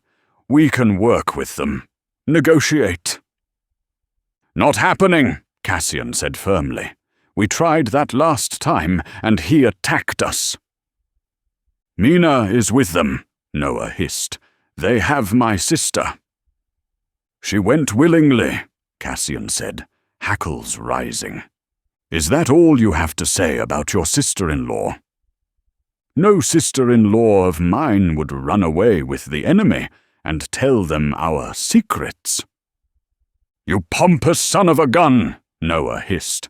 "And how dare you cut me off in front of my good friend Asterion?"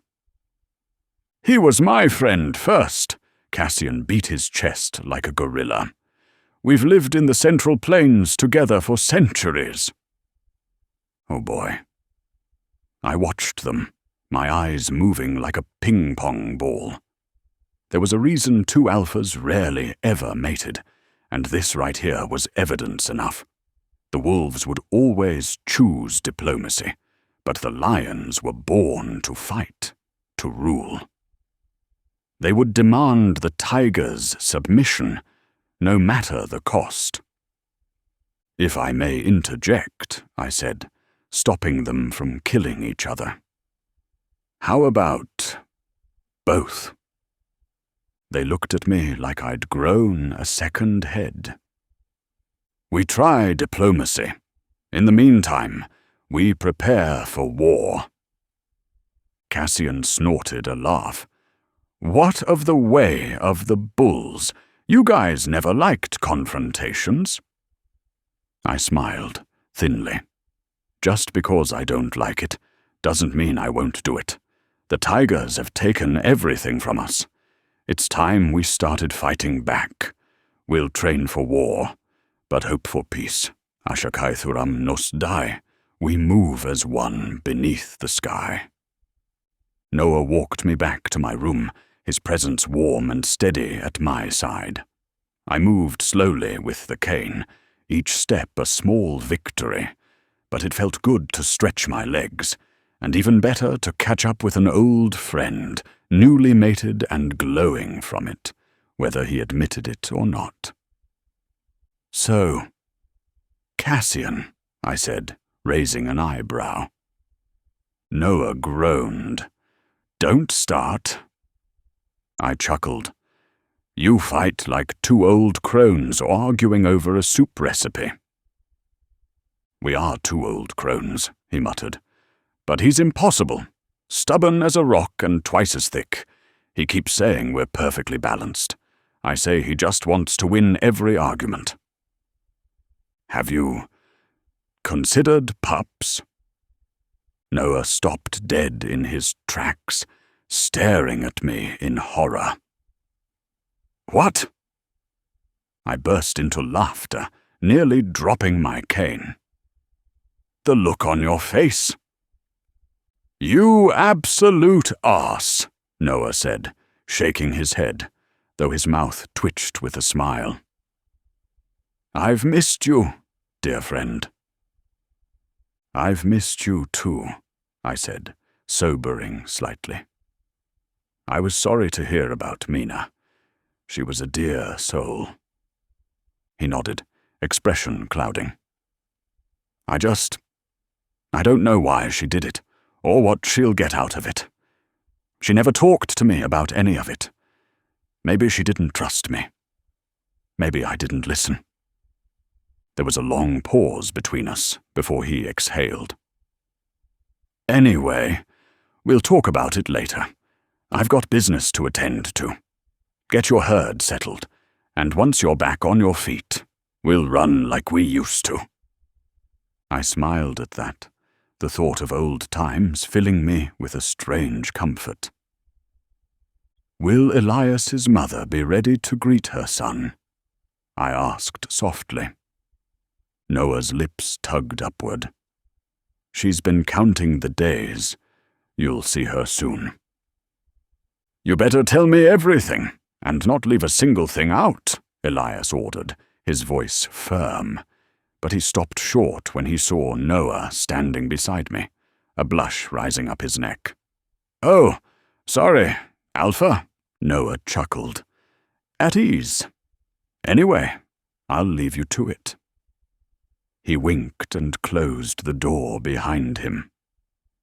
Elias's arms were around me before I could even speak. What's wrong? Nothing, he muttered, his face buried in my chest. I missed you.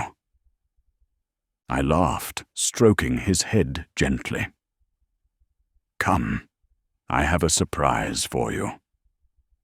He lifted his face, confused but curious, and I led him slowly out of the room, through the long corridor of connected cabins until we reached a smaller one near the back, quiet and tucked away in the trees. I held the door open and motioned him inside. Elias stepped in, his brow furrowed, and then froze. There, sitting by the window, was a woman with silver-streaked hair and strong eyes. Her posture was regal despite the prosthetic limbs attached to where her legs had once been. She stood as we entered, slow but proud, rising to her full height with dignity. Elias, she breathed, her voice trembling. Welcome home. Elias didn't move at first. Then, like a dam breaking, he rushed forward with a choked sob, falling into her arms. She caught him tightly, wrapping her arms around her son, both of them shaking. It had been too long for both of them. Chapter 7. Elias. I clung to my mother, breathing in her scent, my face tucked into the curve of her neck. The door closed gently behind us, and I knew Asterion was giving us privacy. How'd you get here? What happened? How do you have those? I asked, glancing at the prosthetics. She smiled at me, eyes twinkling like stars. I'm afraid I haven't been entirely honest with you, sweetheart. We sat together on the bed, and she took my hands in hers, warm, firm, reassuring. I always knew this day would come. And then it struck me. She wasn't speaking English anymore. She was speaking the Brahunai tongue. You're part of the herd. She nodded. Yes. My injuries weren't from diabetes, although that might have been kinder. I was attacked by a tiger. He took my legs, many years ago. Oh, I gasped. I'm so sorry. She waved me off like she was brushing away a fly. Don't worry, honey. I barely remember it. I had you soon after I fled to the human realm. Met your father, fell madly in love, and then, well, he died, not long after. She looked away, but there was no bitterness in her voice, just a soft ache that hung in the air. My body couldn't take the strain of staying in human form so long. That's when the sickness began, but I knew I had to remain for you. So, you're part of Asterion's herd? I asked gently. No. There are many shifters in these lands. His is just one of them. Her expression turned wistful. But the moment I saw him, I knew you'd go with them. You felt the call. I felt it too. It was time to go home. But my friends? And school? And… She cupped my face with both hands, pulling me back to her eyes. You'll make a new life here. As Matronus, you will be the guiding light, the beacon. The stars. I don't know if I can do it. I slumped. It's so much responsibility. I don't know if I'm worthy. You, she said firmly, are more worthy than anyone else. Elias, I can tell you're in love, aren't you? I blushed, turning my head, trying to hide my face like a child caught with candy before dinner. Am I that obvious? She chuckled. Yes, but so is he. I groaned. Ugh, don't tell me you saw it in my aura or something. No, sweetheart. I saw it in your face when he walked into the room. You looked like someone just handed you the moon wrapped in a bow. The other people, the herd, how can he promise to be with me and still be with them too? She took my hands again, her touch grounding. Because they are his duty. He must perform his role as the bull. But you are his desire. Don't you understand? He fixes all their needs, and you fulfill his. I thought back to everything. Asterion protecting the herd, shielding them, carrying all of their burdens alone. They cowered in fear and left him to pick up the scraps. If I hadn't been there. Gods, it was too horrifying to imagine. He needed me. I was his mate, someone who could stand shoulder to shoulder with him, someone to hold off the harem when things got too rough or dramatic, someone to say, "He's busy, Brenda. Take your emotional storm elsewhere." Thank you, I whispered, wrapping my arms around her again. I'm glad you're safe. Me too, darling. Me too. She patted my back with affection. And now that you're Matronus, you might want to invest in some better shoes. You'll be doing a lot more walking, and possibly stomping. I laughed into her shoulder. Gods, I missed her so much. A few nights later, when Asterion had fully healed, Noah threw us a welcome party. The great hall brimmed with warm lights and warm bodies. Wolves and lions gathered side by side, mingling over drinks and chatter, laughter tinkling under the tall arched ceiling. I stood off to the side, talking with Orion while a soft pulse of music played beneath the conversation.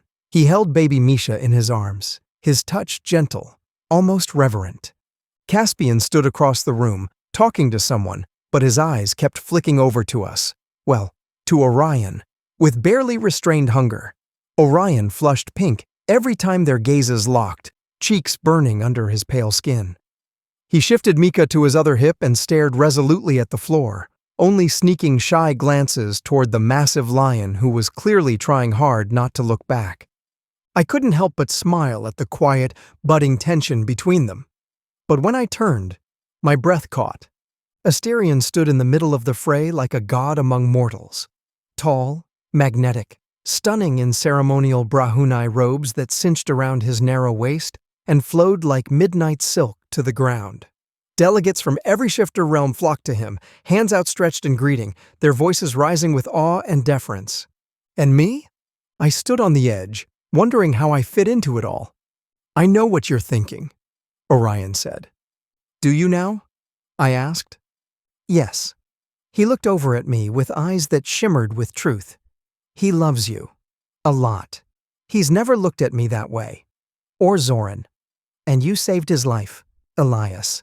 You have more courage than the rest of us. How can we even measure up to that?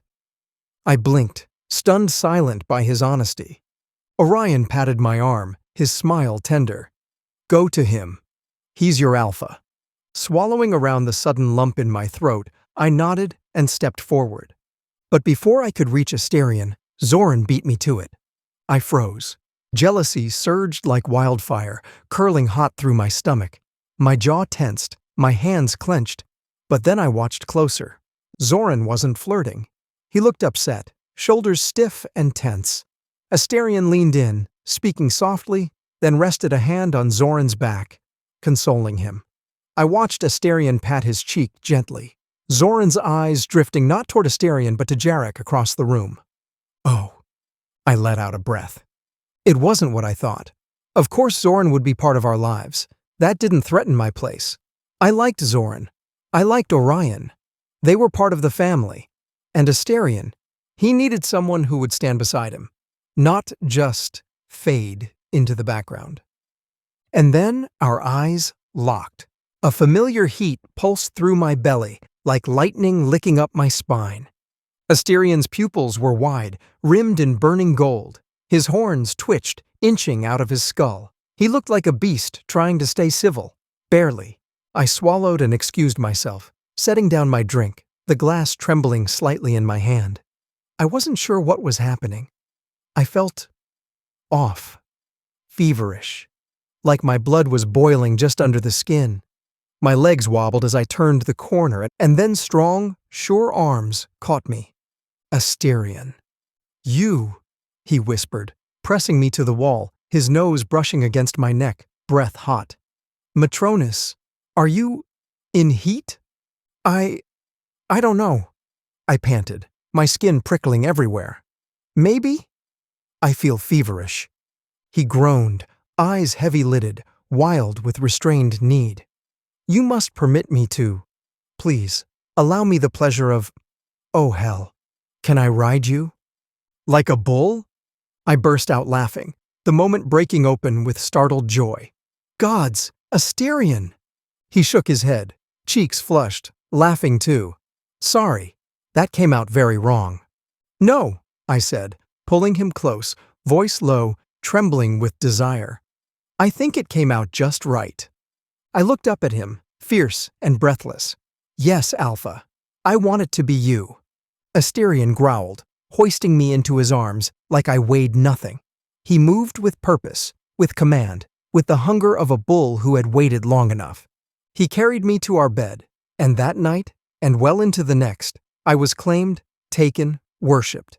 I was the Matronus, taken by the bull, and I was his. The end. The end.